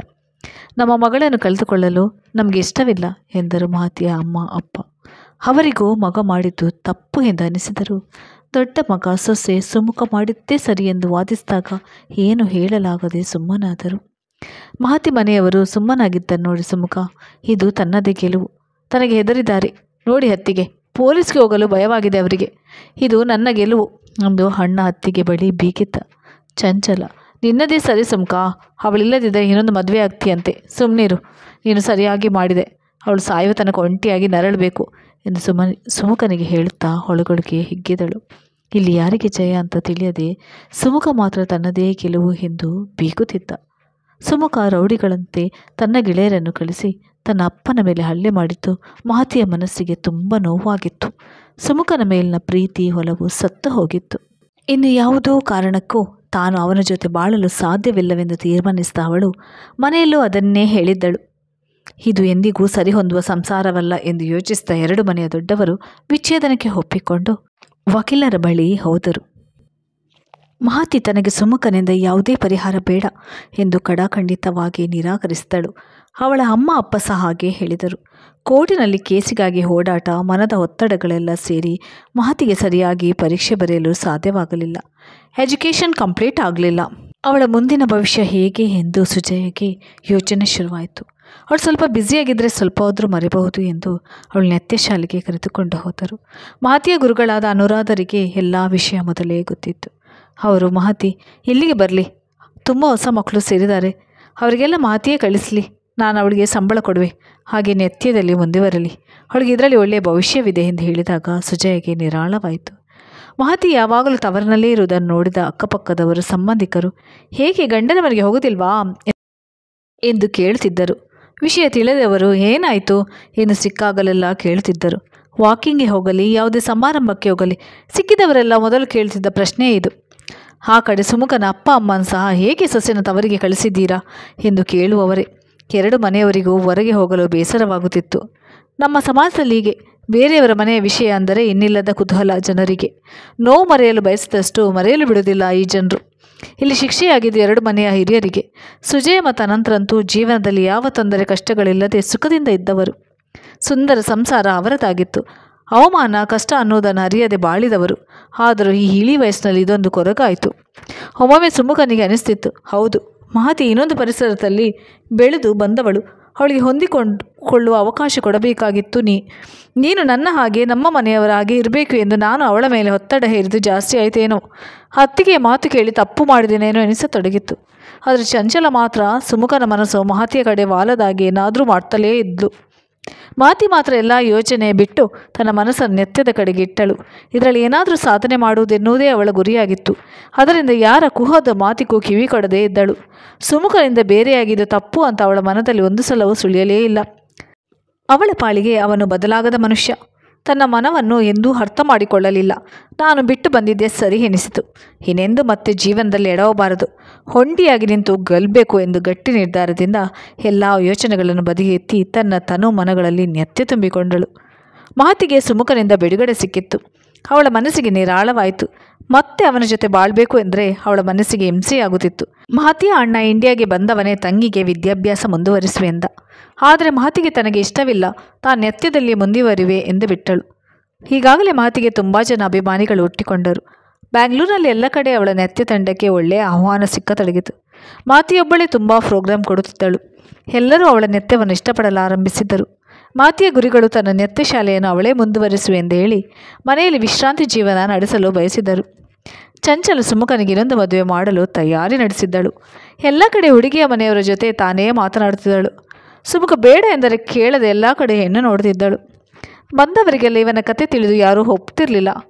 ಕೊನೆಗೂ ಒಂದು ಹುಡುಗಿ ಮನೆಯವರಿಗೆ ಒಬ್ಬ ಹುಡುಗಿ ಹೊಂದಿಕೊಳ್ಳಿಲ್ಲ ಎಂದರೆ ಅವಳಿಗೆ ನಾವೆಲ್ಲ ಜೊತೆಗೆ ಇರುವುದು ಅವಳಿಗೆ ಇಷ್ಟವಿರಲಿಲ್ಲ, ಅದಕ್ಕೆ ಡೈವರ್ಸ್ ಪಡೆದಳು ಎಂದು ನಂಬಿಸಿ ಅವರನ್ನು ಮದುವೆಗೆ ಒಪ್ಪಿಸಿದಳು. ಆ ಹುಡುಗಿಯ ಮನೆಯವರು ನಿಶ್ಚಿತಾರ್ಥ ಬೇಡ ಎಂದು ತಾಂಬೂಲ ಬದಲಾಯಿಸಿಕೊಂಡರು. ಇನ್ನು 3 ತಿಂಗಳಿಗೆ ಮದುವೆ ನಿಶ್ಚಯವಾಯಿತು. ಹಾಗೆಯೇ ಮದುವೆಯ ಬಟ್ಟೆ ಒಡವೆ ಎಲ್ಲ ತರಲು ಹುಡುಗಿ ಹಾಗೂ ಸುಮುಖನ ಜೊತೆಗೆ ತಾನೇ ಹೋಗುತ್ತಿದ್ದ ವೇಳೆ ಚಂಚಲ ಎಲ್ಲ ಕಡೆ ಅತಿಯಾಗಿ ಮೈದುನನ ಜೊತೆ ಮಾತನಾಡುವುದು ನಗುವುದು ನೋಡಿ ಹುಡುಗಿಗೆ ಬೇಸರವಾಯಿತು. ಹುಡುಗಿಗೆ ಜವಲಿ, ಮೈದುನನ ಜವಲಿ ಎಲ್ಲವನ್ನೂ ತಾನೇ ಆರಿಸುತ್ತಿದ್ದಳು. ಸುಮುಖ ಸಹ ಚಂಚಲ ಆರಿಸುವುದನ್ನೇ ತೆಗೆದುಕೊಂಡ. ಹುಡುಗಿಯೂ ಹಾಗೆಯೇ ಮಾಡಿದ್ಲು. ಮತ್ತೆ ಮದುವೆಯ ಓಡಾಟವೆಲ್ಲ ಅವಳೇ ಮಾಡ್ತಿದ್ಲು. ಎಲ್ಲರಿಗೂ ಪತ್ರಿಕೆ ಕೊಟ್ಟಾಗಿತ್ತು. ಇನ್ನು ಮದುವೆಗೆ 8 ದಿನ ಇದೆ ಎನ್ನುವಾಗ ಸುಮುಖನ ಹುಟ್ಟಿದ ದಿನ ಬಂದಿತ್ತು. ಚಂಚಲ ಹುಡುಗಿಯ ತಂದೆ ತಾಯಿ ಅಣ್ಣ ಹತ್ತಿಗೆರನ್ನೆಲ್ಲ ಕರೆಸಿ ಸುಮುಖನ ಬರ್ತ್ಡೇ ಆಚರಿಸಿ ಕೇಕ್ ಕಟ್ ಮಾಡಿಸುವ ಕಾರ್ಯಕ್ರಮ ಇಟ್ಟುಕೊಂಡಳು. ಸುಮುಖ ಅಪ್ಪ ಅಮ್ಮ ಎಲ್ಲ ಬಂದು ಸೇರಿದರು. ಎಲ್ಲರ ಬಳಿಯೂ ನಗುನಗುತ್ತಾ ಓಡಾಡುತ್ತಿದ್ದಳು ಚಂಚಲ. ಸುಮುಖನ ಅಪ್ಪ ಅಮ್ಮನಿಗೆ ಸದ್ಯ ಮಗನ ಜೀವನ ಸರಿಯಾಗುವುದೆಂದು ಕಂಡು ಖುಷಿಯಾಯಿತು. ಆದರೆ ಆ ಖುಷಿ ಹೆಚ್ಚು ಸಮಯವಿರಲಿಲ್ಲ. ಕೇಕ್ ಕಟ್ ಮಾಡಿದ ಮೇಲೆ ಚಂಚಲ ಸುಮುಖನಿಗೆ ಕೇಕ್ ತಿನ್ನಿಸಿ ಅವನ ಮುಖಕ್ಕೆಲ್ಲ ಕೇಕ್ ಬಳಿದಳು. ಅಲ್ಲೇ ಇದ್ದ ಹುಡುಗಿಗೆ ಅವರ ಮನೆಯವರಿಗೆ ಒಂದು ರೀತಿಯ ಖೇದವಾಯಿತು. ಚಂಚಲ ಸುಮುಖನ ಜೊತೆ ಅಷ್ಟು ಸಲಿಗೆಯಿಂದ ಇರುವುದು ನೋಡಿ ಅವರಿಗೆ ಇಷ್ಟವಾಗಲಿಲ್ಲ. ಮನೆಗೆ ಹೋದ ತಕ್ಷಣ ನನಗೆ ಈ ಮದುವೆ ಬೇಡ, ಅತ್ತಿಗೆ ಮೈದುನನ ಸಲಿಗೆ ತುಂಬ ಜಾಸ್ತಿಯಾಗಿದೆ. ಈ 3 ತಿಂಗಳಿಂದ ನಾನು ನೋಡ್ತಲೇ ಇದ್ದೀನಿ. ಅವನು ಅತ್ತಿಗೆ ಹೇಳಿದ ಹಾಗೆ ಕೇಳ್ತಾನೆ. ಮುಂದೆಯೂ ಸಹ ಹೀಗೆ ಆಗುತ್ತದೆ. ಅದರಿಂದ ನನಗೆ ಈ ಮದುವೆ ಬೇಡ ಎಂದು ಹಠ ಮಾಡಿದಳು ಹುಡುಗಿ. ಹುಡುಗಿಯ ಅಣ್ಣ ಅತ್ತಿಗೆ ತಮ್ಮ ತಂಗಿ ಹೇಳಿದ್ದು ನಿಜವೆನಿಸಿ ಸುಮುಖನ ಮನೆಗೆ ಫೋನ್ ಮಾಡಿ, ಕ್ಷಮಿಸಿ ಸರ್, ನಮಗೆ ಈ ಮದುವೆ ಇಷ್ಟವಿಲ್ಲ. ಅತ್ತಿಗೆ ಮೈದುನನ ಸಲಿಗೆ ಅತಿಯಾಗಿದೆ. ನಮ್ಮ ಹುಡುಗಿ ಈ ಮದುವೆ ಬೇಡವೆನ್ನುತ್ತಿದ್ದಾಳೆ. ಅವಳನ್ನು ಬಲವಂತ ಮಾಡಲು ನಮಗೆ ಇಷ್ಟವಿಲ್ಲ ಎಂದು ಹೇಳಿದ ಅವರಣ್ಣ. ಚಂಚಲೆಗೆ ಅಣ್ಣ ತಮ್ಮ ಯಾರೂ ಇಲ್ಲ, ಅದಕ್ಕೆ ಸುಮುಖನನ್ನು ತನ್ನ ತಮ್ಮನೆಂದು ಹಚ್ಚಿಕೊಂಡಿದ್ದಾಳೆ ಎಂದು ಸುಮುಖನ ತಂದೆ ತಾಯಿ ಹೇಳಿದರು. ಸಾಕು, ಸುಮ್ಮನೆ ಇರಿ ಸರ್, ಅಕ್ಕ ತಮ್ಮ ಹೇಗಿರ್ತಾರೆಂದು ಗೊತ್ತು. ಎಲ್ಲದಕ್ಕೂ ಒಂದು ಮಿತಿ ಇರಬೇಕು. ಈ ವ್ರದ ಅತಿಯಾಯಿತು. ತನ್ನ ತಂಗಿ ಬೇಡವೆಂದ ಮೇಲೆ ಅವಳನ್ನು ಬಲವಂತಪಡಿಸಲು ನಮಗೆ ಇಷ್ಟವಿಲ್ಲ ಎಂದು ಹುಡುಗಿಯ ಅಣ್ಣ ಹೇಳಿದ. ಮದುವೆ ಮುರಿದು ಬಿತ್ತು. ಎಲ್ಲರಿಗೂ ಪತ್ರಿಕೆ ಹಂಚಿಯಾಗಿತ್ತು. ಸುಮುಖನ ಮನೆಯವರಿಗೆ ಅವಮಾನದ ಮೇಲೆ ಅವಮಾನವಾಯಿತು. ಚಂಚಲ ಮತ್ತೆ ಹುಡುಗಿಯ ಬಳಿ ಮಾತನಾಡುವೆ ಎಂದಳು. ಮನೆಯಲ್ಲಿ ಎಲ್ಲರೂ ಸದ್ಯ ನೀನು ಸುಮ್ಮನೆ ಇರು ಎಂದರು. ಎಲ್ಲ ನನ್ನಿಂದಲೇ ಆಗಿದ್ದು. ಮೈದುನ ಜೊತೆಗೆ ಹೇಗಿರಬೇಕಾಗಿದ್ದರೆ ಮಹತಿಯೇ ಅವನ ಜೊತೆಯಲ್ಲಿ ಇರ್ತಿದ್ಲು ಎಂದರು ಸುಮುಖನ ಅಮ್ಮ. ಮನೆ ಬಿಟ್ಟು ಹೋದರೂ ಅವಳದೇ ಜಪ, ಇನ್ನು ಅವಳೇ ನಿಮಗೆ ಹೆಚ್ಚು ಎಂದು ಚಂಚಲ ಕೋಪ ಮಾಡಿಕೊಂಡಳು. ಜೊತೆಗೆ ಜಗಳವಾಡಿ ಗಂಡನನ್ನು ಬೆದರಿಸಿ ಹೆದರಿಸಿ ಬೇರೆ ಮನೆ ಮಾಡಿಕೊಂಡು ಹೋದಳು. ಸುಮುಖನಿಗೆ ಇದೆಲ್ಲ ನೋಡಿ ಇನ್ನಷ್ಟು ಬೇಸರವಾಗಿ ವಿದೇಶಕ್ಕೆ ಹೊರಟು ಹೋದ. ಈ ಕಡೆ ಮಾತಿ ಮಾತ್ರ ದಿನದಿಂದ ದಿನಕ್ಕೆ ಹೆಸರು ಮಾಡುತ್ತಾ ಬಹಳ ಸಂತೋಷವಾಗಿ ಸುಖವಾಗಿದ್ದಳು. ವಿದೇಶಗಳಲ್ಲೂ ಅವಳ ನೃತ್ಯ ಕಾರ್ಯಕ್ರಮ ನಡೆಯುತ್ತಿತ್ತು. ಮಾತಿಯ ಅಣ್ಣ ಸಹ ಮದುವೆಯಾಗಿ ವಿದೇಶದಲ್ಲಿಯೇ ನೆಲೆಸಿದ್ದ. ಮಾತಿಗೆ ಇನ್ನೊಂದು ಮದುವೆ ಮಾಡಲು ಪ್ರಯತ್ನಿಸಿದ್ದರೂ ಅವಳು ಒಪ್ಪಲಿಲ್ಲ. ಎಷ್ಟೊಂದು ಒಳ್ಳೆಯ ಸಂಬಂಧಗಳು ಬಂದರೂ ಮಾತಿ ಬೇಡವೆಂದಳು. ಈಗಿನ 5-6 ವರ್ಷದ ಮಾತಿಯ ಸಾಧನೆ ನೋಡಿ ಅನಂತ ಹಾಗೂ ಸುಜೇರಿಗೆ ಖುಷಿಯೇ ಖುಷಿ. ಹಣ ಕೀರ್ತಿ ಎಲ್ಲ ಮಾತಿಗೆ ಹೊಳೆದಿತ್ತು. ಹಾಗೆ ಮದುವೆಯೂ ಆಗಿಬಿಟ್ರೆ ಒಳ್ಳೆಯದು ಎಂದುಕೊಂಡ್ರು. ಮಾತಿ ಸಹ ನಗುನಗುತ್ತಾ ಸಂತೋಷದಿಂದ ಇದ್ದಳು. ಹೀಗಿರುವಾಗ ಅವಳನ್ನು ಮದುವೆ ಆಗಲು ಒಂದು ಹುಡುಗ ಬಹಳ ಬಲವಂತ ಮಾಡಿದ. ಜೀವನವೆಲ್ಲ ಒಂಟಿಯಾಗಿರುವೆ ಎಂದು ಬುದ್ಧಿ ಹೇಳಿದ. ಅದಕ್ಕೆ ಮಹತಿ ಹೌದು, ಒಂಟಿಯಾಗಿ ಇರುವೆ ಎಂದಳು. ಅಪ್ಪ ಅಮ್ಮನಿಗೆ ನನಗೆ ಪ್ರಕೃತಿಯ ಎಲ್ಲವನ್ನು ಸವಿಯುವ ಬಯಕೆ, ಆದರೆ ಮದುವೆ ಸಂಸಾರ ಎಲ್ಲ ಸಾಕು ಎನಿಸಿದೆ. ಅದನ್ನು ನಾನು ನೋಡಿದ್ದಾಗಿದೆ. ಆದರೆ ಹೆಣ್ಣಿಗೆ ಮಗು ಹುಟ್ಟಿದಾಗಲೇ ಆಕೆ ಸಂತೃಪ್ತಳು. ನಾನು ಮಗುವಿನ ಪ್ರತಿಯೊಂದು ಹಂತವನ್ನು ಅನುಭವಿಸಲು ಬಯಸುವೆ. ಆ ಮಗುವಿನ ಬೆಳವಣಿಗೆಯ ಪ್ರತಿ ಕ್ಷಣವನ್ನು ಕಣ್ಣಾರೆ ನೋಡುವ ಆಸೆಯಾಗಿದೆ. ಅದಕ್ಕಾಗಿ ನಾನೊಂದು ನಿರ್ಧಾರ ಮಾಡಿರುವೆ. ಅದಕ್ಕೆ ನಿಮ್ಮ ಸಹಕಾರ ಬೇಕು ಎಂದಳು. ಏನು ನಿನ್ನ ನಿರ್ಧಾರ? ಅಪ್ಪ ಕೇಳಿದರು. ಯಾವುದಾದ್ರೂ ಒಂದು ಅನಾಥ ಮಗುವನ್ನು ದತ್ತು ತೆಗೆದುಕೊಳ್ಳುವೆಯಾ? ಸುಜಯ ಕೇಳಿದರು. ಹ್ಞೂ ಎನ್ನುವಂತೆ ತಲೆ ಆಡಿಸಿದಳು ಮಹತಿ. ಮತ್ತೆ ನಿನ್ನ ನಿರ್ಧಾರವೇನು? ನಿನ್ನಣ್ಣ ಮಹೇಂದ್ರನ ಮಗುವನ್ನು ಸಾಕುವೆಯಾ? ಇಲ್ಲ ಅಮ್ಮ, ನಾನು ಗರ್ಭಿಣಿಯರು ಅನುಭವಿಸುವ ನೋವು, ಸಂಕಟ ಎಲ್ಲವನ್ನು ಅನುಭವಿಸಬೇಕು. ಷಷ್ಠಿಯ ಪ್ರತಿಯೊಂದು ಲೀಲೆಗಳನ್ನು ಅನುಭವಿಸಬೇಕು. ಅದಕ್ಕೆ ಸಿಂಗಲ್ ಪ್ಯಾರೆಂಟ್ ಆಗಿ ಮಗುವನ್ನು ಹೆರುವೆ. ಡಾಕ್ಟ್ರ್ ಹತ್ರ ಮಾತನಾಡಿದ್ದೇನೆ. ಸ್ಪರ್ಮ್ ಡೊನೇಷನ್ ಮೂಲಕ ಫರ್ಟಿಲಿಟಿ ಟ್ರೀಟ್ಮೆಂಟ್ ಮಾಡಿಸಿಕೊಂಡು ಗರ್ಭ ಧರಿಸ್ತೇನೆ. ಈಗ ತುಂಬ ಜನ ಮದುವೆ ಇಷ್ಟ ಇಲ್ಲದವರು ಹೀಗೆ ಮಾಡ್ತಾರೆ ಎಂದಳು. ಮಹತಿ, ನೀನಿನ್ನು ಚಿಕ್ಕವಳು, ಎಷ್ಟು ಕಾಲ ಒಂಟಿಯಾಗಿರುವೆ? ಈಗ ನಾವಿದ್ದೀವಿ, ಮುಂದೆ ಹೇಗಮ್ಮ? ಹೆಣ್ಣಿಗೆ ಗಂಡಿನ ಆಸರೆ ಬೇಕು. ನಿನ್ನನ್ನು ಇಷ್ಟಪಡುವ ಹುಡುಗನನ್ನು ಮದುವೆಯಾಗು ಎಂದು ಪರಿಪರಿಯಾಗಿ ಹೇಳಿದರು. ಇಲ್ಲಮ್ಮ, ನನ್ನ ನಿರ್ಧಾರ ಸರಿಯಾಗಿದೆ. ನಾನು ಒಂಟಿಯಾಗಿ ಮಗುವನ್ನು ಹೆತ್ತು ಸಾಕಿ ಬೆಳೆಸಿ ಈ ಸಮಾಜಕ್ಕೆ ತೋರಿಸುವೆ ಎಂದು ದೃಢ ನಿರ್ಧಾರದಿಂದ ಬೇರೆ ಮನೆಗೆ ಸೊಸೆಯಾಗಿ ಹೋಗುವ ಹೆಣ್ಣು ಮಕ್ಕಳಿಗೆ ನೋವು ಕೊಡುವ ಅತ್ತೆ ಮಾವಂದರಿಗೆ ನನ್ನ ಜೀವನ ಮಾದರಿಯಾಗಬೇಕು ಎಂದಳು. ಜೊತೆಗೆ ನಾನು ಅಂದುಕೊಂಡಿದ್ದನ್ನು ಮಾಡಿಯೇ ತೋರಿಸಿದಳು. ಮಹತಿ IVF ಮುಖಾಂತರ ಗರ್ಭ ಧರಿಸಿದಾಗ ದೇಹದಲ್ಲಿ ಆಗುವ ಪ್ರತಿಯೊಂದು ಬದಲಾವಣೆಯನ್ನು ಖುಷಿಯಿಂದ ಅನುಭವಿಸುತ್ತಾ ತನ್ನ ಶಿಷ್ಯರಿಗೆ ಕ್ಲಾಸ್ ನಡೆಸಲು ಹೇಳಿ ಮಧ್ಯೆ ಹೋಗಿ ನೃತ್ಯ ಶಾಲೆಯಲ್ಲಿ ಕುಳಿತು ಸಲಹೆಗಳನ್ನು ಕೊಟ್ಟು ಬರುತ್ತಿದ್ದಳು. 9 ಮಾಸದ ನಂತರ ಅವಳಿ ಮಕ್ಕಳಿಗೆ ಜನ್ಮವಿತ್ತಳು. ಈಗ ಮಹತಿ ಒಂದು ಗಂಡು ಹೆಣ್ಣು 2 ಮಕ್ಕಳ ತಾಯಿ. ಮಕ್ಕಳಿಗೆ 6 ತಿಂಗಳು ತುಂಬುತ್ತಿರುವ ಹಾಗೆ ಮತ್ತೆ ನೃತ್ಯ ಮಾಡಲು ಕಲಿಸಲು ಹೊರಟಳು. ಮಹತಿ ಮಗುವನ್ನು ನೋಡಿಕೊಳ್ಳಲು 2 ಆಯಗಳನ್ನು ನೇಮಿಸಿದಳು. ಮಕ್ಕಳಿಗೆ 3 ವರ್ಷವಾದಾಗ ಮಹತಿಗೆ ಮತ್ತೆ ವಿದೇಶದಲ್ಲಿ ಪ್ರೋಗ್ರಾಂ ಕೊಡುವ ಸಂದರ್ಭ ಬಂದಿತ್ತು. ಈ ಸಾರಿ ಅಪ್ಪ ಅಮ್ಮ ಹಾಗೂ ಮಕ್ಕಳನ್ನು ಕರೆದುಕೊಂಡು ಹೋದಳು. ಅಲ್ಲಿ ಉಳಿದುಕೊಳ್ಳಲು ಅಣ್ಣನ ಮನೆ ಇತ್ತು. ಅದು ತುಂಬ ಪ್ರತಿಷ್ಠವಾದ ಅಮೆರಿಕದ ಹಕ್ಕ ಸಮ್ಮೇಳನವಾಗಿತ್ತು. ಸುಮುಖ ಅಮೆರಿಕದಲ್ಲಿಯೇ ನೆಲೆಸಿದ್ದ. ಇಂಡಿಯಾದಲ್ಲಿ ಅವನ ಅಣ್ಣ ಅತ್ತಿಗೆ ಬೇರೆ ಮನೆ ಮಾಡಿಕೊಂಡಿದ್ದರು. 2 ಗಂಡು ಮಕ್ಕಳನ್ನು ಹೆತ್ತಿದ್ದರು. ಅವರ ಹೆತ್ತವರು ಈ ವಯಸ್ಸಿನಲ್ಲಿ 2 ಇರಬೇಕಾಯಿತು. ಫೋನ್ ಮಾಡಿದಾಗಲೆಲ್ಲ ಸುಮುಖನಿಗೆ ಮಹತಿ ಮದುವೆಯಾಗಿಲ್ಲ, ಅವಳ ಜೊತೆ ಕ್ಷಮೆ ಕೇಳು, ಮಾತನಾಡಿ ಅವಳನ್ನು ಕರೆಸ್ಕೋ ಎಂದು ಹೇಳ್ತಿದ್ರು. ಒಮ್ಮೆ ಸುಮುಖ ಮಹತಿ ಮಕ್ಕಳೊಂದಿಗೆ ಇರುವ ಫೋಟೋವನ್ನು ಯಾವುದೋ ಪತ್ರಿಕೆಯಲ್ಲಿ ನೋಡಿದ. ಅವಳಿಗೆ ಬೇರೆ ಮದುವೆಯಾಗಿದೆ ಎಂದುಕೊಂಡಿದ್ದ. ಅಕ್ಕ ಸಮ್ಮೇಳನದಲ್ಲಿ ಮಹತಿಯ ನೃತ್ಯ ಕಾರ್ಯಕ್ರಮವಿದ್ದ ದಿನ ಸುಮುಖ ಸಹ ಅಲ್ಲಿಗೆ ಬಂದಿದ್ದ. ಅಲ್ಲಿ ಮಹತಿಯ ಅಪ್ಪ ಅಮ್ಮ ಅವಳ ಮಕ್ಕಳಿಬ್ಬರನ್ನು ಕರೆದುಕೊಂಡು ಬಂದಿರುವುದನ್ನು ನೋಡಿದ. ಮಾತನಾಡಿಸಲು ಮುಖವಿರಲಿಲ್ಲ. ತಾನೇ ರೌಡಿಗಳನ್ನು ಬಿಟ್ಟು ಹೊಡೆಸಿದ್ದ. ಅಷ್ಟು ಹೊತ್ತಿಗೆ ಮಹತಿಯ ನೃತ್ಯ ಶುರುವಾಯಿತು. ಅವಳನ್ನು ನೋಡುತ್ತಾ ತಾನೇ ಮೈಮರೆತ. ನಿಜವಾಗಲೂ ಮಹತಿ ಅದ್ಭುತ ನೃತ್ಯಗಾರ್ತಿ. ನಿಜಕ್ಕೂ ಅವಳು ನನ್ನಿಂದ ದೂರ ಹೋಗಿದ್ದೇ ಸರಿ, ಇಲ್ವೆಂದರೆ ತಾನಿಲ್ಲಿ ಅವಳಿಗೆ ನೃತ್ಯ ಮಾಡಲು ಬಿಡುತ್ತಿದ್ದೆ ಅನಿಸಿತು. ಅಲ್ಲಿ ಯಾರೋ ಮಾತನಾಡುತ್ತೂ ಕೇಳಿಸಿತು. ಮಹತಿಯವರು ಮದುವೆ ಆಗಿಲ್ಲ, ಅವರು ಸಿಂಗಲ್ ಪ್ಯಾರೆಂಟ್. ಮಕ್ಕಳಿಗೆ ತಾಯಿ ತಂದೆ 2 ಅವರೇ ಆಗಿದ್ದಾರೆ. ಅವಳು ಮದುವೆಯಾಗದೆ ಒಂಟಿಯಾಗಿ ಜೀವನದಲ್ಲಿ ಗೆದ್ದಳು. ಆದರೆ ಅವಳನ್ನು ನೋಯಿಸಿದ ನಮ್ಮ ಕುಟುಂಬ ಛಿದ್ರವಾಯಿತು. ಈಗ ಅಣ್ಣ ಅತ್ತಿಗೆಗೂ ಮಕ್ಕಳಿಲ್ಲ. ದಿನ ಜಗಳವಂತೆ. ಅಣ್ಣ ಫೋನ್ ಮಾಡಿ, ಮಹತಿ ಒಳ್ಳೆ ಹುಡುಗಿ, ಅವಳಿಗೆ ನೋವು ಕೊಟ್ಟೆವು, ಈಗ ನಮ್ಮ ಜೀವನ ನರಕವಾಗಿದೆ ಕಣೋ, ಮಹತಿಯನ್ನು ಕ್ಷಮಿಸು ಅಂತ ಕೇಳಲು ಯೋಗ್ಯತೆ ಇಲ್ಲದವರಾಗಿದ್ದೇವೆ ಎಂದಿದ್ದು ನೆನಪಾಯಿತು. ಹೌದು, ಎಷ್ಟು ಕನಸು ಹೊತ್ತು ನನ್ನನ್ನು ನಂಬಿ ಬಂದಿದ್ಲು. ನಾನು ಅಮ್ಮ ಅತ್ತಿಗೆಯ ಮಾತು ಕೇಳಿಕೊಂಡು ಅವಳಿಗೆ ನೋವು ಕೊಟ್ಟನಲ್ಲ ಎಂದು ಪರಿತಪಿಸಿದ. ಹಾಗೆಯೇ TV ಹಾಕಿದ. ಅಲ್ಲಿ ಮಹತಿಯ ಸಂದರ್ಶನ ಬರ್ತಿತ್ತು. ಅವಳು ಹೇಳ್ತಿದ್ಲು, ನಾನು ಹರಿಯದ ವಯಸ್ಸಿನಲ್ಲಿ ಆದ ಆಕರ್ಷಣೆಯನ್ನು ಪ್ರೇಮ ಎಂದು ತಿಳಿದು ಮೋಸ ಹೋದೆ. ನನಗೆ ನನ್ನ ಅಣ್ಣ ಹಾಗೂ ಹೆತ್ತವರು ಧೈರ್ಯ ಹೇಳಿ ಬಾಳಲು ಅವಕಾಶ ಮಾಡಿಕೊಟ್ಟರು. ಅದಕ್ಕೆ ಈಗ ನಾನು ನೆಮ್ಮದಿಯಿಂದ ಇದ್ದು ಇಷ್ಟು ದೊಡ್ಡ ಸಾಧನೆ ಮಾಡಲು ಸಾಧ್ಯವಾಯಿತು. ಈಗ ಹಣ ಕೀರ್ತಿ 2 ನನ್ನ ಜೊತೆಗಿದೆ. ಮುಂದೆ ಸಹ ಒಂಟಿಯಾಗಿ ಈ 2 ಮಕ್ಕಳಿಗೆ ಅಪ್ಪ ಅಮ್ಮ 2 ನಾನೇ ಆಗಿ ಬೆಳೆಸುವೆ. ಎಲ್ಲ ಹೆಣ್ಣು ಮಕ್ಕಳಿಗೆ ಒಂದು ಕಿವಿಮಾತು, ಜೀವನದಲ್ಲಿ ಒಮ್ಮೆ ಸೋತ್ರೆ ಹತಾಶರಾಗಬೇಡಿ. ಅದಕ್ಕೆ ಆತ್ಮಹತ್ಯೆ ಒಂದೇ ಪರಿಹಾರವಲ್ಲ. ಜೀವನದಲ್ಲಿ ಒಂದು ದಾರಿ ಮುಚ್ಚಿದ್ರೆ ಇನ್ನೊಂದು ದಾರಿ ಇರುವುದು. ನಾವು ಅಂಜದೆ ಅಲುಕದೆ ಶಾಂತಿಯಿಂದ ಆ ದಾರಿಯಲ್ಲಿ ಮುನ್ನಡೆಯಬೇಕು. ಹುಟ್ಟುವಾಗ ಒಂಟಿಯಾಗಿ ಬಂದಿದ್ದೇವೆ, ಒಂಟಿಯಾಗಿ ಬದುಕಲು ಹೆದರಬಾರ್ದು. ಆಗ ಶಾಂತಿಯುತ ಬದುಕು ನಮ್ಮದಾಗುತ್ತೆ ಎಂದಳು. ಮಹತಿ ಇನ್ನು ನನ್ನ ಪಾಲಿಗೆ ಗಗನಕುಸುಮ. ಅವಳು ತನ್ನಿಂದ ತುಂಬ ದೂರ ಹೋಗಿದ್ದಾಳೆ. ಅವಳೆಲ್ಲ ಒಂಟಿ. ಅವಳು ಜೀವನದಲ್ಲಿ ಗೆದ್ದಳು. ನಾನು ಸೋತೆ, ನಾನು ಒಂಟಿಯಾಗಿತ್ತು ಎಂದು ಸುಮುಖ ಯೋಚಿಸ್ತಾ ತಲೆ ಮೇಲೆ ಕೈ ಹೊತ್ತು ಕುಳಿತ. ಧನ್ಯವಾದಗಳು ಸ್ನೇಹಿತರೆ, ನನ್ನ ಈ ಕತೆ ಕೇಳಿದ್ದಕ್ಕಾಗಿ.